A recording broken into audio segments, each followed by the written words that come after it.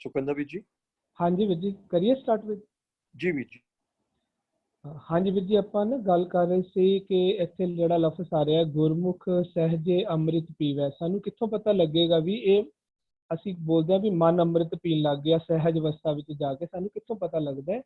ਉਹੀ ਆਪਾਂ ਸ਼ੇਅਰਿੰਗ ਕਰ ਲਏ ਕਿ ਸਤਿਗੁਰੂ ਜੀ ਕਹਿੰਦੇ ਨੇ ਜਦੋਂ ਮਨ ਸਤਿਗੁਰੂ ਦੇ ਭਾਣੇ ਦੇ ਵਿੱਚ ਚੱਲਣ ਲੱਗ ਜਾਂਦਾ ਹੈ ਤਾਂ ਉਹ ਕੀ ਕਰਦਾ ਹੈ? ਕਹਿੰਦਾ ਹੈ, ਮਨ ਮੇਰੇ ਸਤਿਗੁਰ ਕੈ ਭਾਣਾ ਚੱਲ ਨਿਜ ਘਰ ਵਸੈ। ਇੱਕ ਤਾਂ ਉਹਨੂੰ ਦੇਹੀ ਅੰਦਰ ਜਿਹੜਾ ਉਹਦਾ ਨਿਜ ਘਰ ਹੈ ਉਹ ਪ੍ਰਾਪਤ ਹੁੰਦਾ ਹੈ, ਸਤਿਗੁਰੂ ਜੀ ਦਾ ਨਿਜ ਘਰ ਮਹਿਲ ਪਾਵੋ ਸੁਖ ਸਹਿਜੇ ਹੁੰਦਾ ਹੈ।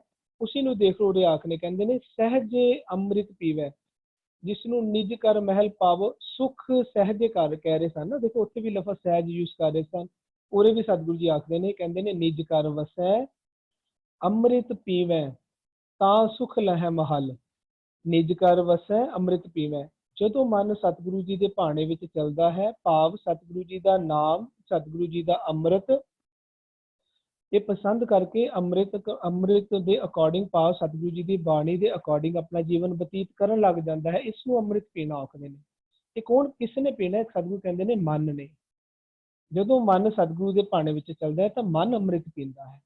ਅਸੀਂ ਜਦੋਂ ਅੰਮ੍ਰਿਤ ਪੀਵੇ ਦੀ ਗੱਲ ਗੁਰਬਾਣੀ ਵਿੱਚ ਆਏਗੀ ਤਾਂ ਅਸੀਂ ਉਸ ਨੂੰ ਮਨ ਦੇ ਨਾਲ ਰਿਲੇਟ ਕਰਕੇ ਸਮਝਣਾ ਹੈ। ਗੁਰੂ ਦੇ ਮੁਖ ਤੋਂ ਨਿਕਲਿਆ ਹੋਇਆ ਨਾਮ, ਗੁਰੂ ਦੇ ਮੁਖ ਤੋਂ ਨਿਕਲਿਆ ਹੋਇਆ ਅੰਮ੍ਰਿਤ ਸਹਿਜ ਅਵਸਥਾ ਵਿੱਚ ਜਦੋਂ ਮਨ ਪੀਂਦਾ ਹੈ ਉਸ ਨੂੰ ਆਖਦੇ ਨੇ, ਕਹਿੰਦੇ ਗੁਰਮੁਖ ਸਹਿਜੇ ਅੰਮ੍ਰਿਤ ਪੀਵੈ। ਕਹਿੰਦੇ ਨੇ ਪਰ ਇਹ ਪੀਂਦਾ ਕਦੋਂ ਹੈ? ਕਹਿੰਦੇ ਜਦੋਂ ਇਹ ਆਪੇ ਕਪਟ ਖੁਲਾਵਣ ਹਾਰਾ, ਇਹਦੇ ਵਿੱਚ ਤੇ ਇਸ ਅੰਦਰ ਵਸਤੀ ਜਿਹੜੀ ਵਸਤ ਦੇ ਵਿੱਚ ਕਪਟ ਇੱਕ ਦਰਵਾਜ਼ਾ ਕਿਹੜਾ ਹੈ? ਉਸ ਨੂੰ ਗੁਰਬਾਣੀ ਵਿੱਚ ਆਖਦੇ ਨੇ, ਜਪਜੀ ਸਾਹਿਬ ਸਤਿਗੁਰੂ ਜੀ ਆਖਦੇ ਨੇ, ਕਿਵ ਸਚਿਆਰਾ ਹੋਈ ਹੈ ਕਿਵ ਕੂੜਾ ਟੁੱਟੈ ਪਾਲ, ਜਿਸ ਨੂੰ ਉੱਥੇ ਪਾਲ ਬੋਲਦੇ ਨੇ ਨਾ, ਉਸ ਨੂੰ ਉਰੇ ਕਪਟ ਬੋਲ ਰਹੇ ਵੀ ਉਹ ਦਰਵਾਜ਼ਾ, ਉਹ ਪਾਲ ਇਸ ਵਸਤ ਦੇ ਵਿੱਚ ਤੇ ਮਨ ਦੇ ਵਿੱਚ ਕਿਹੜਾ ਇੱਕ ਕਪਟ ਦਰਵਾਜ਼ਾ ਹੈ, ਕਿਹੜੀ ਪਾਲ ਹੈ? ਉਹ ਹੈ ਬਿਖ ਦੀ, ਜਿਸ ਨੂੰ ਉਰੇ ਤ੍ਰਿਸ਼ਨਾ ਅਗਨ ਆਖ ਰਹੇ ਨੇ, ਉਸੇ ਨੂੰ ਸਤਿਗੁਰੂ ਜੀ ਉੱਥੇ ਕੂੜ ਆਖਦੇ ਨੇ। ਕਹਿੰਦੇ ਨੇ ਜਦੋਂ ਮਨ ਸਤਿਗੁਰੂ ਜੀ ਦੀ ਨਾਮ ਦੀ ਸ਼ਰਨ ਦੇ ਵਿੱਚ, ਅੰਮ੍ਰਿਤ ਦੀ ਸ਼ਰਨ ਦੇ ਵਿੱਚ ਆ ਜਾਂਦਾ ਤੇ ਉਹਨੂੰ ਅੰਦਰ ਉਹ ਵਸਤ ਪ੍ਰਾਪਤ ਹੋ ਜਾਂਦੀ ਹੈ, ਇਹਦੀ ਅੰਦਰਲੀ ਤ੍ਰਿਸ਼ਨਾ ਬੁਝ ਜਾਂਦੀ ਹੈ ਤੇ ਇਹ ਆਪ ਅੰਦਰ ਵਾਲਾ ਜਿਹੜੀ ਕੂੜ ਦੀ ਪੰਧ, ਕੂੜ ਦਾ ਦੀਵਾਰ ਤੇ ਜਿਹੜਾ ਇਹ ਵਾਲਾ ਕਪਟ ਹੈ ਇਹ ਖੋਲਣ ਜੋਗਾ ਹੋ ਜਾਂਦਾ ਹੈ, ਖੋਲ ਹੀ ਲੈਂਦਾ ਹੈ। ਅੰਦਰ ਦੀ ਬਿਖ ਨੂੰ ਖਤਮ ਹੋਣਾ, ਤ੍ਰਿਸ਼ਨਾ ਅਗਨ ਬੁਝਣਾ ਹੀ ਅੰਦਰਲਾ ਕਪਟ ਖੁੱਲਣਾ ਹੈ। ਅੰਦਰਲੀ ਤ੍ਰਿਸ਼ਨਾ ਅਗਰ ਬੁਝੀ, ਤ੍ਰਿਸ਼ਨਾ ਅਗਨ ਦੀ ਰੂਪ ਦਾ ਕਪਟ ਦਰਵਾਜ਼ਾ ਵਿੱਚੋਂ ਹਟਿਆ, ਕੂੜ ਦਾ ਦਰਵਾਜ਼ਾ ਵਿੱਚੋਂ ਹਟਿਆ, ਸਾਹਮਣੇ ਅੰਮ੍ਰਿਤ ਹੀ ਅੰਮ੍ਰਿਤ ਹੈ। ਜਿਹੜੀ ਅੰਦਰ ਵਸਤ ਹੈ ਉਹ ਮਨ ਨੂੰ ਵਸਤ ਪ੍ਰਾਪਤ ਹੋ ਜਾਂਦੀ ਹੈ, ਮਨ ਉਹ ਨਾਮ ਰੂਪੀ ਅੰਮ੍ਰਿਤ ਪੀਣ ਲੱਗ ਜਾਂਦਾ ਹੈ। ਇਸੇ ਸਿਧਾਂਤ ਨੂੰ ਨਾ ਸਤਿਗੁਰੂ ਜੀ ਗੁਰਬਾਣੀ ਵਿੱਚ ਇੱਕ ਹੋਰ ਆਖਦੇ ਨੇ, ਕਹਿੰਦੇ ਨੇ ਜਦੋਂ ਪ੍ਰਗਟਿਓ ਜੋਤ ਸਹਿਜ ਸੁਖ ਸ਼ੋਭਾ ਬਾਜੇ ਅਨਹਤ ਬਾਣੀ, ਕਹਿੰਦੇ ਜਦੋਂ ਮਨ ਦੇ ਅੰਦਰ ਜੋਤ ਪ੍ਰਗਟ ਹੁੰਦੀ ਹੈ ਨਾ, ਗੁਰਸਾਖੀ ਜੋਤ ਪ੍ਰਗਟ ਹੋਏ, ਨਾਮ ਤੇਰੇ ਕੀ ਜੋਤ ਲਗਾਏ, ਕਹਿੰਦੇ ਨੇ ਉਹਦਾ ਰਿਜ਼ਲਟ ਕੀ ਹੁੰਦਾ ਹੈ? ਕਹਿੰਦੇ ਨੇ ਉਸ ਨੂੰ ਸਹਿਜ ਦੀ ਪ੍ਰਾਪਤੀ ਹੁੰਦੀ ਹੈ। ਪ੍ਰਗਟਿਓ ਜੋਤ ਸਹਿਜ ਸੁਖ ਸ਼ੋਭਾ, ਕਹਿੰਦੇ ਇਹ ਉਸ ਨੂੰ ਪ੍ਰਾਪਤੀ ਹੁੰਦੀ। ਇੱਥੇ ਵੀ ਸਤਿਗੁਰੂ ਜੀ ਉਹੀ ਆਖਦੇ ਨੇ, ਕਹਿੰਦੇ ਨੇ ਸਹਿਜੇ ਵਿੱਚ, ਸਹਿਜ ਅਵਸਥਾ ਦੇ ਵਿੱਚ ਉਹ ਅੰਮ੍ਰਿਤ ਪੀਂਦਾ ਹੈ। ਅੰਮ੍ਰਿਤ ਪੀਣ ਦਾ ਵੀ ਆਪਾਂ ਥੋੜਾ ਜਿਹਾ ਹੋਰ ਐਕਸਪਲੇਨ ਕਰਨ ਦੀ ਕੋਸ਼ਿਸ਼ ਕਰੀਏ। ਸੁਖਮਨੀ ਸਾਹਿਬ ਜੀ ਵਿੱਚ ਆਉਂਦੀ ਹੈ ਤੁਕ, ਬਾਰੰਬਾਰ ਬਾਰ ਪ੍ਰਭ ਜਪੀਐ, ਪੀ ਅੰਮ੍ਰਿਤ ਏ ਮਨ ਤਨ ਤ੍ਰਪੀਐ। ਜਦੋਂ ਸਾਡਾ ਤਨ ਭਾਵ ਸਾਰੇ ਇੰਦਰੇ ਗਿਆਨ ਇੰਦਰੇ ਬਾਰ-ਬਾਰ ਹਰ ਵੇਲੇ, ਜਦੋਂ ਕੋਈ ਵੀ ਸਿਚੁਏਸ਼ਨ ਤੇ ਜਿੱਥੇ ਵੀ, ਜਿਸ ਵਕਤ ਵੀ ਜਿੱਥੇ ਹੁੰਦੇ ਨੇ, ਉਦੋਂ ਯਾਦ ਕਰਦੇ ਨੇ ਸਤਿਗੁਰੂ ਜੀ ਦੀ ਸਿੱਖਿਆ ਨੂੰ ਨਾ, ਵੀ ਸਤਿਗੁਰੂ ਜੀ ਨੇ ਸਾਨੂੰ ਇਹ ਕੰਮ ਕਰਨ ਬਾਰੇ ਕੀ ਆਖਿਆ। ਹਰ ਵੇਲੇ ਜਦੋਂ ਸਾਡਾ ਮਨ ਤੇ ਜਦੋਂ ਸਾਡਾ ਤਨ ਸਤਿਗੁਰੂ ਜੀ ਸਿੱਖਿਆ ਨੂੰ ਬਾਰ-ਬਾਰ ਯਾਦ ਕਰਦਾ, ਜਦੋਂ ਵੀ ਯਾਦ ਕਰਦਾ, ਇਸ ਨੂੰ ਸਤਿਗੁਰੂ ਕਹਿੰਦੇ ਨੇ ਇਹ ਅੰਮ੍ਰਿਤ ਪੀਣਾ ਹੈ। ਅੰਮ੍ਰਿਤ ਤਾਂ ਹੈ ਬਾਣੀ, ਅੰਮ੍ਰਿਤ ਬਾਣੀ ਹਰ ਹਰ ਤੇਰੀ, ਲੇਕਿਨ ਜਦੋਂ ਸਤਿਗੁਰੂ ਜੀ ਅੰਮ੍ਰਿਤ ਰੂਪੀ ਬਾਣੀ 'ਚ ਜੋ ਸਿੱਖਿਆ ਦਿੰਦੇ ਆ ਨਾ, ਜਦੋਂ ਅਸੀਂ ਉਸ ਨੂੰ ਲੋੜ ਪੈਣ ਤੇ ਉਹ ਸਿੱਖਿਆ ਨੂੰ ਯਾਦ ਕਰਦੇ ਨੇ, ਇਹਨੂੰ ਕਹਿੰਦੇ ਨੇ ਤੁਸੀਂ ਅੰਮ੍ਰਿਤ ਨੂੰ ਪੀ ਲਿਆ। ਅੰਮ੍ਰਿਤ ਹੈ ਬਾਣੀ, ਲੇਕਿਨ ਜਦੋਂ ਅਸੀਂ ਉਸ ਤੇ ਮੰਨ ਕੇ ਉਸ ਤੇ ਉਹ ਸਤਿਗੁਰੂ ਦੀ ਸਿੱਖਿਆ ਦੇ ਮੁਤਾਬਕ ਕੰਮ ਕਰਨ ਲੱਗ ਜਾਂਦੇ ਆ, ਉਹਨੂੰ ਕਹਿੰਦੇ ਨੇ ਅੰਮ੍ਰਿਤ ਪੀਵੈ ਹੋ ਜਾਂਦਾ ਹੈ। ਉਹ ਐਕਟ ਨੂੰ ਅੰਮ੍ਰਿਤ ਪੀਵੈ ਆਖਦੇ, ਜਦੋਂ ਅਸੀਂ ਬਾਰ-ਬਾਰ ਸਤਿਗੁਰੂ ਦੀ ਸਿੱਖਿਆ ਨੂੰ ਯਾਦ ਕਰਕੇ ਉਹ ਸਿੱਖਿਆ ਦੇ ਅਕੋਰਡਿੰਗ ਕੰਮ ਕਰਨ ਲੱਗ ਜਾਂਦੇ ਆ। ਹਾਂਜੀ जी जी जी, बिल्कुल आप ठीक समझा रहे हो कि मन ने अमृत पीना है। और ਜਦੋਂ ਇਹ ਕਨਸੈਪਟ ਸਾਡਾ ਕਲੀਅਰ ਹੋ ਜਾਏਗਾ, ਅਸੀਂ ਧਿਆਨ ਦਈਏ ਨਾ ਅਗਨੀ ਤ੍ਰਿਸ਼ਨਾ ਅਗਨੀ ਕਿੱਥੇ ਲੱਗੀ ਹੈ? ਅੰਦਰ ਲੱਗੀ ਹੈ। ਤੇ ਬਾਹਰਲੇ ਕਰਮ ਕਾਂਡਾਂ ਦੀ ਪਹੁੰਚ ਅੰਦਰ ਤੱਕ ਨਹੀਂ ਹੈ। ਸੂਖਸ਼ਮ ਰੂਪ ਵਿੱਚ ਸ਼ਬਦ ਹੀ ਅੰਦਰ ਜਾ ਕੇ ਉਹ ਅਗਨੀ ਬੁਝਾ ਸਕਦਾ ਹੈ। ਜਦੋਂ ਮਨ ਜਿਹੜਾ ਹੈ ਸ਼ਬਦ ਦੇ ਰਾਹੀਂ ਅੰਮ੍ਰਿਤ ਪੀਏਗਾ ਤੇ ਉਹ ਅਗਨੀ ਜਿਹੜੀ ਉਹ ਬੁਝਣ ਲੱਗ ਪੈਂਦੀ ਹੈ। सब रस देही अंदर पाए, विरले को गुर शब्द बुझाए। अंदर खोजे शब्द सालाहे, बाहर काहे जाहे। सब रस देही अंदर पाए। कहते सारे रस देही दे अंदर ही मौजूद हैं। सब रस देही अंदर पाए, विरले को गुर शब्द बुझाए।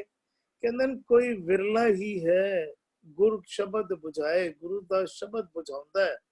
ਗੁਰੂ ਦਾ ਸ਼ਬਦ ਦੇ ਰਾਹੀਂ ਇੰਝ ਸਮਝ ਲਈਏ ਕੋਈ ਵਿਰਲਾ ਹੀ ਹੈ ਜੋ ਬੁਝ ਪਾਉਂਦਾ ਹੈ। ਜਾਂ ਇੰਝ ਸਮਝ ਲਈਏ ਜੋ ਵੀ ਗੁਰੂ ਦੇ ਸ਼ਬਦ ਦੇ ਨਾਲ ਜੁੜਨਾ ਕਰਦਾ ਹੈ ਉਹ ਵਿਰਲਾ ਬਣ ਜਾਂਦਾ ਹੈ ਜਿਸ ਨੂੰ ਸਮਝ ਆ ਜਾਂਦੀ ਹੈ। ਵਿਰਲੇ ਕੋ ਗੁਰ ਸ਼ਬਦ ਬੁਝਾਏ। ਦੇਖੋ ਅੱਖਰ ਫਿਰ ਬੁਝਾਇਆ ਹੈ। ਬੁਝਾਏ ਕੋਈ ਬੁਝਾਰਤ ਹੋਏ ਨਾ ਉਸੇ ਨੂੰ ਬੁਝਣ ਦੀ ਲੋੜ ਪੈਂਦੀ ਹੈ। ਅਸੀਂ ਜਿਹੜੀ ਗੁਰੂ ਦੇ ਸ਼ਬਦ ਨੂੰ ਕਈ ਵਾਰੀ ਉੱਪਰੋਂ ਪੜ੍ਹਦੇ ਆ ਤੇ ਉੱਪਰੋਂ ਹੀ ਮੰਨਣ ਲੱਗ ਪੈਂਦੇ ਆ ਤੇ ਅਰਥਾਂ ਦੇ ਅਨਰਥ ਕਰਕੇ ਅਸੀਂ ਆਪਣੇ ਜੀਵਨ ਵਿੱਚ ਢਾਲਣ ਲੱਗ ਪੈਂਦੇ ਆ। ਜਦੋਂ ਬੁਝਾਏ, ਜਦੋਂ ਸ਼ਬਦ ਬੁਝਣ ਲੱਗ ਪੈਂਦਾ, ਜਦੋਂ ਡੀਪ ਮੀਨਿੰਗ ਸਮਝ ਆਉਣ ਲੱਗ ਪੈਂਦੇ ਹਨ ਤਾਂ ਸਾਨੂੰ ਜੀਵਨ ਜਾਚ ਸਮਝ ਆਉਣ ਲੱਗ ਪੈਂਦੀ ਗੁਰੂ ਕੀ ਸਮਝਾ ਰਹੇ ਹਨ। ਫਿਰ ਸਾਡਾ ਜੀਵਨ ਜਿਹੜਾ ਹੈ ਗੁਰੂ ਦੇ ਸ਼ਬਦ ਦੇ ਰਾਹੀਂ ਸੱਚ ਵਾਲੇ ਪਾਸੇ ਟੁਰਨ ਲੱਗ ਪੈਂਦਾ ਹੈ। ਅੰਦਰ ਖੋਜੇ ਸ਼ਬਦ ਸਾਲਾਹੇ। ਕਹਿੰਦੇ ਨੇ ਅੰਦਰ ਖੋਜੇ ਸ਼ਬਦ ਸਾਲਾਹੇ। ਅੰਦਰ ਕਿੱਥੇ? ਅੰਦਰ ਹਿਰਦੇ ਨੂੰ ਖੋਜੇ ਸ਼ਬਦ ਸਾਲਾਹੇ। ਸ਼ਬਦ ਨੂੰ ਸਾਲਾਹੇ। ਹੁਣ ਦੇਖੋ ਗੁਰੂ ਦਾ ਸ਼ਬਦ ਸਾਲਾਹੇ ਅੱਖਰ ਆਇਆ। ਹੁਣ ਗੁਰੂ ਦਾ ਸ਼ਬਦ ਸਾਲਾਹੇ ਕੀ ਹੈ ਅਸੀਂ ਸਮਝਣਾ ਕਰੀਏ ਨਾ। ਗੁਰੂ ਦਾ ਸ਼ਬਦ ਗੁਰੂ ਦਾ ਉਪਦੇਸ਼ ਹੈ। ਗੁਰੂ ਦਾ ਸ਼ਬਦ ਗੁਰੂ ਦੀ ਸਲਾਹ ਹੈ। ਗੁਰੂ ਦਾ ਸ਼ਬਦ ਗੁਰੂ ਦਾ ਹੁਕਮ ਹੈ। ਗੁਰੂ ਦੇ ਉਪਦੇਸ਼ ਨੂੰ ਸੁਣਨਾ ਕਰੀਏ। ਅਸੀਂ ਗੁਰੂ ਦੇ ਕੋਲੋਂ ਸਲਾਹ ਲਈਏ, ਗੁਰੂ ਦੇ ਹੁਕਮ ਨੂੰ ਮੰਨੀਏ। ਜਤਈਓ ਸਿਫਤ ਸਲਾਹ ਗੁਰੂ ਦੇ ਸ਼ਬਦ ਨੂੰ ਦੇਖੋ ਪਿਛਲੀ ਪਦੇ ਵਿੱਚ ਕਿਹਾ ਸ਼ਬਦ ਬੁਝਾਏ। ਪਹਿਲੇ ਬੁਝ ਲਈਏ ਫਿਰ ਗੁਰੂ ਦੇ ਸ਼ਬਦ ਨੂੰ ਸੁਣਨਾ ਕਰੀਏ, ਸਮਝਣਾ ਕਰੀਏ ਤੇ ਸਮਝ ਕੇ ਫਿਰ ਮੰਨਣ ਵਿੱਚ ਲੈ ਕੇ ਆਈਏ। ਹੁਕਮ ਸਮਝ ਕੇ ਮੰਨਣ ਵਿੱਚ ਲੈ ਕੇ ਆਈਏ ਕਿ ਹੁਕਮ ਹੈ, ਗੁਰੂ ਦਾ ਹੁਕਮ ਹੈ, ਹੁਕਮ ਕਰਕੇ ਮੰਨਣਾ ਕਰੀਏ। ਬਾਹਰ ਕਾਹੇ ਜਾਹੇ। ਕਹਿੰਦੇ ਫਿਰ ਉਹ ਬਾਹਰ ਦੀ ਦੌੜ ਭੱਜ। ਹੁਣ ਬਾਹਰ ਕਾਹੇ ਜਾਹੇ ਤੋਂ ਭਾਵ ਇਹ ਨਹੀਂ ਕਿ ਬਾਹਰ ਦੀ ਕਿਰਤ ਕਰਨੀ ਉਹਨੇ ਬੰਦ ਕਰਤੀ। ਬਾਹਰ ਕਾਹੇ ਜਾਹੇ ਤੋਂ ਭਾਵੇਂ ਬਾਹਰਲੇ ਜਿਹੜੇ ਕਰਮ ਕਾਂਡ ਹਨ ਜਿਨ੍ਹਾਂ ਦਾ ਬਾਰ-ਬਾਰ ਜ਼ਿਕਰ ਆ ਰਿਹਾ, ਬਾਹਰਲੇ ਕਰਮ ਕਾਂਡ ਜਿਹੜੇ ਹਨ ਉਹ ਮੁੱਕ ਜਾਂਦੇ ਹਨ। ਅਸੀਂ ਸਰੀਰ ਦੇ ਕੀਤੇ ਹੋਏ ਬਾਹਰ ਦੇ ਧਰਮ ਕਾਰਜਾਂ ਨੂੰ ਬਹੁਤ ਯਾਦਤਾ ਮਹੱਤਤਾ ਦਿੰਦੇ ਆ ਜਿਸ ਵਜ੍ਹਾ ਕਰਕੇ ਅੰਦਰ ਦੀ ਜਿਹੜੀ ਵਸਤ ਦਾ ਜ਼ਿਕਰ ਪਿਛਲੇ ਪਦੇ ਵਿੱਚ ਗੁਰੂ ਸਾਹਿਬ ਕਰਕੇ ਆਏ ਹਨ ਉਹਦੇ ਨਾਲ ਸਾਂਝ ਨਹੀਂ ਬਣ ਪਾਉਂਦੀ। ਉਹਨੇ ਵੀ ਇੱਕ ਪੰਕਤੀਆਂ ਦੀ ਕੋਟ ਕੀਤੀਆਂ ਸੀਗੀਆਂ। ਸੁਣਿਆ ਮੰਨਿਆ ਮਨ ਕੀਤਾ ਭਾਓ, ਅੰਤਰਗਤ ਤੀਰਤ ਮਲ ਨਾਓ। ਸੁਣਿਆ ਚਾਰ ਪੌੜੀਆਂ ਜਪਜੀ ਸਾਹਿਬ ਵਿੱਚ ਸੁਣਨ ਦੀਆਂ ਆਉਂਦੀਆਂ, ਚਾਰ ਮੰਨਣ ਦੀਆਂ ਆਉਂਦੀਆਂ। ਮੰਨਣ ਉਪਰੰਤ ਫਿਰ ਆਉਂਦਾ ਹੈ ਪੰਜ ਪ੍ਰਵਾਨ ਪੰਜ ਪ੍ਰਧਾਨ। ਇੱਥੇ ਵੀ ਗੁਰੂ ਸਾਹਿਬ ਕਹਿ ਰਹੇ ਹਨ ਸੁਣਿਆ ਮੰਨਿਆ ਮਨ ਕੀਤਾ ਭਾਓ। ਭਾਓ ਤੋਂ ਕੀ ਭਾਵ ਹੈ? ਪ੍ਰੇਮ। ਪਰ ਪ੍ਰੇਮ ਉਮੜੇਗਾ ਕਿਸ ਤਰ੍ਹਾਂ? ਜਦੋਂ ਸ਼ਬਦ ਦੇ ਭਾਵ ਨੂੰ ਅੰਦਰ ਵਸਾਵਾਂਗੇ, ਜਦੋਂ ਸ਼ਬਦ ਦੇ ਰਾਹੀਂ ਉਹ ਪਰਮਾਤਮ ਦੇ ਗੁਣਾਂ ਦੇ ਨਾਲ ਸਾਂਝ ਬਣੇਗੀ, ਜਦੋਂ ਸ਼ਬਦ ਦੇ ਨਾਲ ਸਾਂਝ ਬਣੇਗੀ ਤੇ ਅੰਦਰੋਂ ਪ੍ਰੇਮ ਉਮੜ ਪਏਗਾ ਤਾਂ ਫਿਰ ਅੰਦਰ ਦੇ ਤੀਰਥ ਵਿੱਚ ਸਾਡਾ ਇਸ਼ਨਾਨ ਹੋਣ ਲੱਗ ਪਏਗਾ। ਜਦੋਂ ਸੁਰਤ ਨੂੰ ਸ਼ਬਦ ਵਿੱਚ ਟਿਕਾਵਾਂਗੇ ਤਾਂ ਫਿਰ ਅੰਦਰ ਦਾ ਇਸ਼ਨਾਨ ਬਣੇਗਾ। ਜੀ ਹਰਵਿੰਦਰ ਵੀਰ ਜੀ।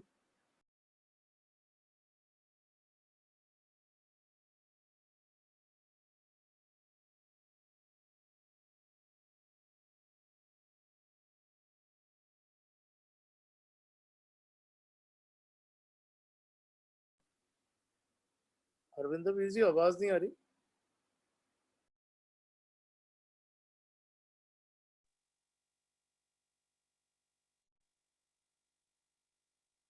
ਅਸੀਂ ਪਹਿਲਾਂ ਵੀ ਗੱਲ ਕਰਦੇ ਪਏ ਸੀ ਕਿ ਗੁਰੂ ਸਾਹਿਬ ਜਿਹੜੇ ਨੇ ਨਾ ਉਹ ਸ਼ਾਇਦ ਸਾਡਾ ਕਿਸੇ ਵੀ ਇੱਕ ਕਨਸੈਪਟ ਨੂੰ ਪਕੜ ਕੇ ਉਹ ਸਾਡੇ ਵਿੱਚ ਸ਼ਾਇਦ ਇਤਨੀ ਕਲੈਰਿਟੀ ਲੈ ਕੇ ਆਉਣਾ ਚਾਹੁੰਦੇ ਨੇ ਕਿ ਕਿਉਂਕਿ ਅੱਜ ਬਹੁਤਾ ਅੱਜ ਅਸੀਂ ਹਜੇ ਵੀ ਦੇਖਦੇ ਪਏ ਹਜੇ ਵੀ ਅਸੀਂ ਜਿਹੜਾ ਬਹੁਤਾ ਜਿਹੜਾ ਧਰਮੀ ਬੰਦਾ ਹੈ ਨਾ ਅਸੀਂ ਕਹ ਲਓ ਵੀ ਜਿਹੜਾ ਉਹ ਸਿੱਖ ਵਰਲਡ ਦਾ ਜਿਹੜਾ ਧਰਮੀ ਬੰਦਾ ਹੈ ਉਹ ਹਜੇ ਵੀ ਕਰਦਾ ਕੀ ਪਿਆ ਵੀ ਪੂਰਨਮਾਸ਼ੀ ਤੇ ਹਜੂਰ ਸਾਹਿਬ ਚਲੇ ਗਏ, ਫਲਾਣੇ ਦਿਨ ਇੱਥੇ ਚਲੇ ਗਏ, ਸਾਲ ਵਿੱਚ ਦਰਬਾਰ ਸਾਹਿਬ ਚਲੇ ਗਏ, ਅਖੰਡ ਪਾਠ ਰਖਵਾ ਲਿੱਤਾ।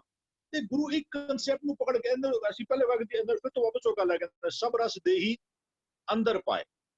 ਇਸ ਤੋਂ ਪਹਿਲਾਂ ਵੀ ਗਿਆ ਸੀ ਵੀ ਸਭ ਰਸ ਦੇਹੀ ਮਾਹਾ ਹੈ, शिव शक्ति देही में पाए। ਉਹ ਕਹਿੰਦੇ ਵੀ ਉਹ ਸ਼ਰੀਰੋਂ ਭਾਲਣ ਬਾਹਰ ਕੋ ਜਾਏ, ਵੀ ਨਾਮ ਨਾ ਲਏ। ਇਹਦੀ ਗੁਰੂ ਇੱਕ ਕਨਸੈਪਟ ਨੂੰ ਪਕੜ ਕੇ ਤੁਹਾਨੂੰ ਚਾਹੁੰਦੇ ਨੇ ਕਿ ਤੁਹਾਡੀ ਕਲੈਰਿਟੀ ਤੁਹਾਨੂੰ ਇਤਨੀ ਕਲੀਅਰ ਹੋ ਜਾਵੇ ਵੀ ਤੁਸੀਂ ਬਾਹਰ ਦੇ ਤੀਰਥਾਂ ਤੇ ਇਸ਼ਨਾਨ ਕਰਨ ਦੀ ਥਾਂ ਤੇ ਜਿਹੜਾ ਅੰਤਰਗਤ ਤੀਰਥ ਹੈ ਨਾ ਉਹਦੇ ਉੱਤੇ ਆਪਣੇ ਜੀਵਨ ਦੀ ਖੋਜ ਪੜਚੋਲ ਕਰਕੇ ਜਿਹੜਾ ਗੁਰੂ ਅੰਮ੍ਰਿਤ ਦੇਣਾ ਚਾਹੁੰਦਾ ਹੈ ਤੁਹਾਨੂੰ, ਜਿਹਦੇ ਨਾਲ ਅੰਮ੍ਰਿਤ ਪੀਵੇ ਅਮਰ ਸੋ ਹੋਵੇ, ਜਿਹਦੇ ਨਾਲ ਤੇਰਾ ਆਤਮਿਕ ਜੀਵਨ ਜਿਹੜਾ ਨਾ ਜਿਹੜਾ ਤੂੰ ਘੜੀ ਘੜੀ ਵਿਕਾਰਾਂ ਦੇ ਹੱਥੋਂ ਭਰਮਾਂ ਦੇ ਹੱਥੋਂ ਤੇਰੇ ਬਜਰ ਕਪਾਟ ਨੇ ਖੁੱਲਦੇ ਨਹੀਂ ਪਏ, तेरे जो गुरु का विजडम तेरे अंदर जाना चाहिए तू अपने दरवाजे बंद कर लेते हो। वो उल्टे हो कमल कह लो, बजर का पाठ कह लो, ए सेम कंसेप्ट शब्द चलते पे ने, वो कमल ਨੂੰ ਉਲਟਾ ਕੀਤਾ ਹੋਇਆ ਹੈ, ਦਰਵਾजे ਬੰਦ ਕੀਤੇ ਹੋਏ ਨੇ। ਤੂੰ ਗੁਰੂ ਦਾ ਸ਼ਬਦ ਜਿਹੜਾ ਉਹਨੂੰ ਐਕਸੈਪਟ ਕਰਨ ਨੂੰ ਤਿਆਰ ਨਹੀਂ ਹੈ। ਤੇ ਗੁਰੂ ਕਹਿੰਦੇ ਵੀ ਇਹ ਜੇ ਇਹਨੂੰ ਸਵਾਲ ਕਰਨਾ ਚਾਹੁੰਦਾ ਹੈ ਨਾ, ਕਹਿੰਦਾ ਕਿਤੇ ਬਾਹਰ ਗਿਆ ਕੋਈ ਤੇਰਾ ਕੋਈ ਕੰਮ ਨਹੀਂ ਸਵਰੇਗਾ।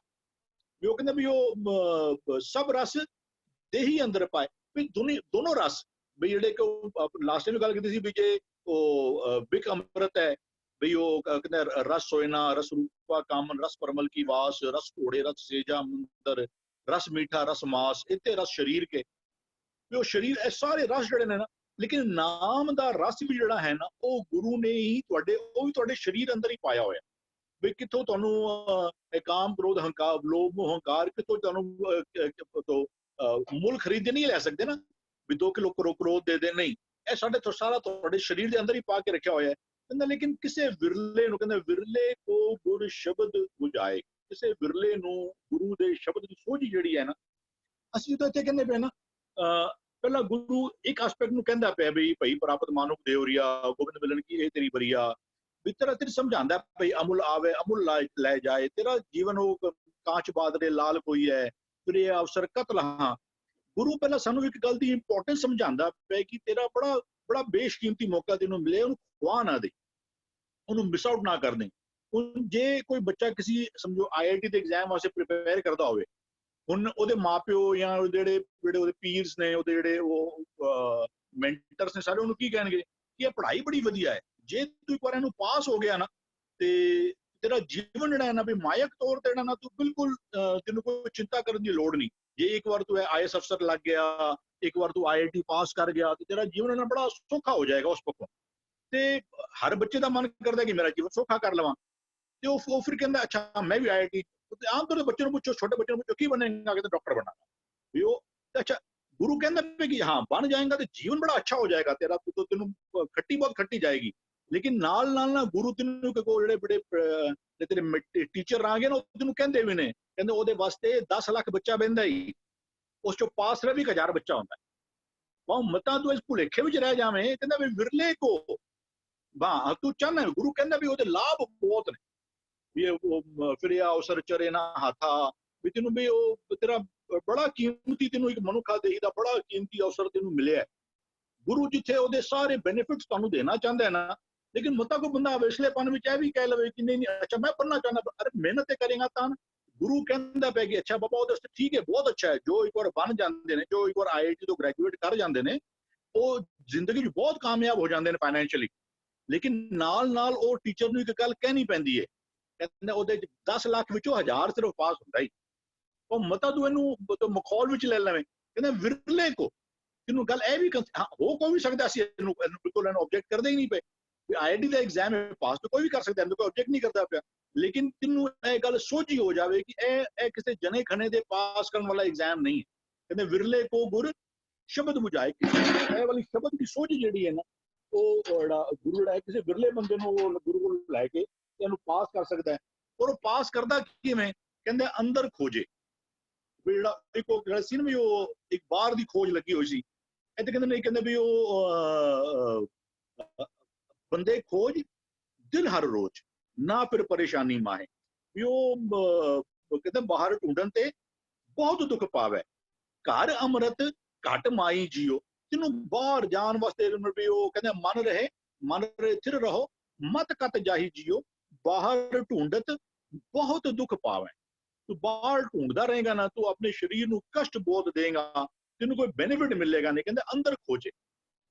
ਤੂੰ ਜੇ ਐਗਜ਼ਾਮ ਪਾਸ ਕਰਨਾ ਚਾਹੁੰਦਾ ਨਾ, ਆਪਣੇ ਉਹ ਕਹਿੰਦੇ ਅੰਤਰਗਤ ਤੀਰਤ ਮਲ ਨਾ ਹੋ, ਤੂੰ ਆਪਣੇ ਜੀਵਨ ਦੀ ਪੜਚੋਲ ਕਰਨਾ ਸ਼ੁਰੂ ਕਰ। ਕਿਹਦੀ ਸਲਾਹ ਲੈ? ਕਹਿੰਦਾ ਗੁਰੂ ਦੇ ਸ਼ਬਦ ਦੀ ਸਲਾਹ ਲੈ ਲੈ। ਅੰਦਰ ਖੋਜੈ ਸ਼ਬਦ ਸਲਾਹ ਹੈ। ਉਸ ਜੋ ਗੁਰੂ ਸਲਾਹ ਦਿੰਦਾ ਪਿਆ ਨਾ ਵੀ ਉਹ ਫਰੀਦਾ ਬੁਰੇ ਦਾ ਭਲਾ ਕਰ, ਅੰਦਰ ਖੋਜ ਕਿ ਮੇਰੇ ਮਨ ਦੀ ਅਵਸਥਾ ਐਸੀ ਬਣੀ ਹੈ ਕਿ ਮੈਂ ਬੁਰੇ ਦਾ ਭਲਾ ਕਰਨਾ ਚਾਹੁੰਦਾ ਵਾਂ। ਮੇਰਾ ਤੇ ਕਿਸੇ ਨੇ ਇਤਨਾ ਜਿਹਾ ਥੋੜਾ ਜਿਹਾ ਵੀ ਨੁਕਸਾਨ ਕਰਤਾ ਹੋ ਤੇ ਮੈਂ ਤੇ ਬੜਾ ਡਾਢਾ ਹੋ ਕੇ ਉਸਦਾ ਕਈ ਗੁਣਾ ਜ਼ਿਆਦਾ ਨੁਕਸਾਨ ਕਰਨਾ ਚਾਹੁੰਦਾ ਹਾਂ। ਵੀ ਗੁਰੂ ਕਹਿੰਦੇ ਵੀ ਜਿਸ ਅੰਤਰ ਤਾਤ ਪਰਾਈ ਹੋਵੇ ਉਸ ਦਾ ਕਦੇ ਨਾ ਹੋਈ ਭਲਾ।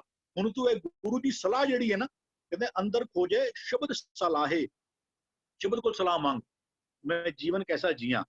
ਵੀ ਗੁਰੂ ਕਹਿੰਦਾ ਵੀ ਕੂੜ ਬੋਲ ਮੁਰਦਾਰ ਖਾਏ। ਅਸੀਂ ਕਹਿੰਦੇ ਝੂਠ ਬੋਲੇ ਬਿਨਾਂ ਕਾਰੋਬਾਰ ਨਹੀਂ ਹੁੰਦਾ। ਕੀ ਕਰੀਏ? ਜੋ ਸਾਡਾ ਕੰਮ ਹੀ ਐਸਾ ਹੈ ਜੀ, ਨਹੀਂ ਬੋਲਾਂਗੇ। ਸ਼ਬਦ ਕੀ ਸਲਾਹ ਦੇਗਾ ਤੈਨੂੰ? ਸ਼ਬਦ ਬੋਲੇਗਾ ਕੂੜ ਬੋਲ ਮੁਰਦਾਰ ਖਾਏ। ਗੁਰੂ ਸ਼ਬਦ ਨੂੰ ਪੁੱਛੇਗਾ ਨਾ ਵੀ ਅਨਕ ਅਡੰਬਰ ਮਾਇਆ ਕੇ ਬਿਰਥੇ ਇਨਸਿਓ ਪ੍ਰੀਤ ਘਟਾਓ। ਐਡੇ ਮਾਇਆ ਦੇ ਬਹੁਤ ਵੱਡੇ ਅਡੰਬਰ ਰਚ ਕੇ ਬੈਠੇ ਹੋਏ ਆ ਅਸੀਂ। ਉਹਨਾਂ ਨੂੰ ਅਸੀਂ ਮਤਲਬ ਦੁਨਿਆਵੀ ਤੌਰ ਤੇ ਛੱਡ ਦੋ। ਅਸੀਂ ਜਦੋਂ ਜੇ ਦਰਬਾਰ ਸਾਹਿਬ ਵੀ ਜੋ ਉੱਥੇ ਕਰਨੇ ਪਏ 2-2 ਕਰੋੜ ਰੁਪਏ ਦੇ ਜੇ ਫੁੱਲਾਂ ਦਾ ਡੈਕੋਰੇਸ਼ਨ ਚੱਲਦਾ ਪਿਆ ਉੱਥੇ, ਕੀ ਸ਼ਬਦ ਦੀ ਸਲਾਹ ਲੈਣੇ ਪਏ ਆ? ਨਹੀਂ, ਅਸੀਂ ਸ਼ਬਦ ਕੋਲ ਸਲਾਹ ਨਹੀਂ ਲੈਂਦੇ ਪਏ।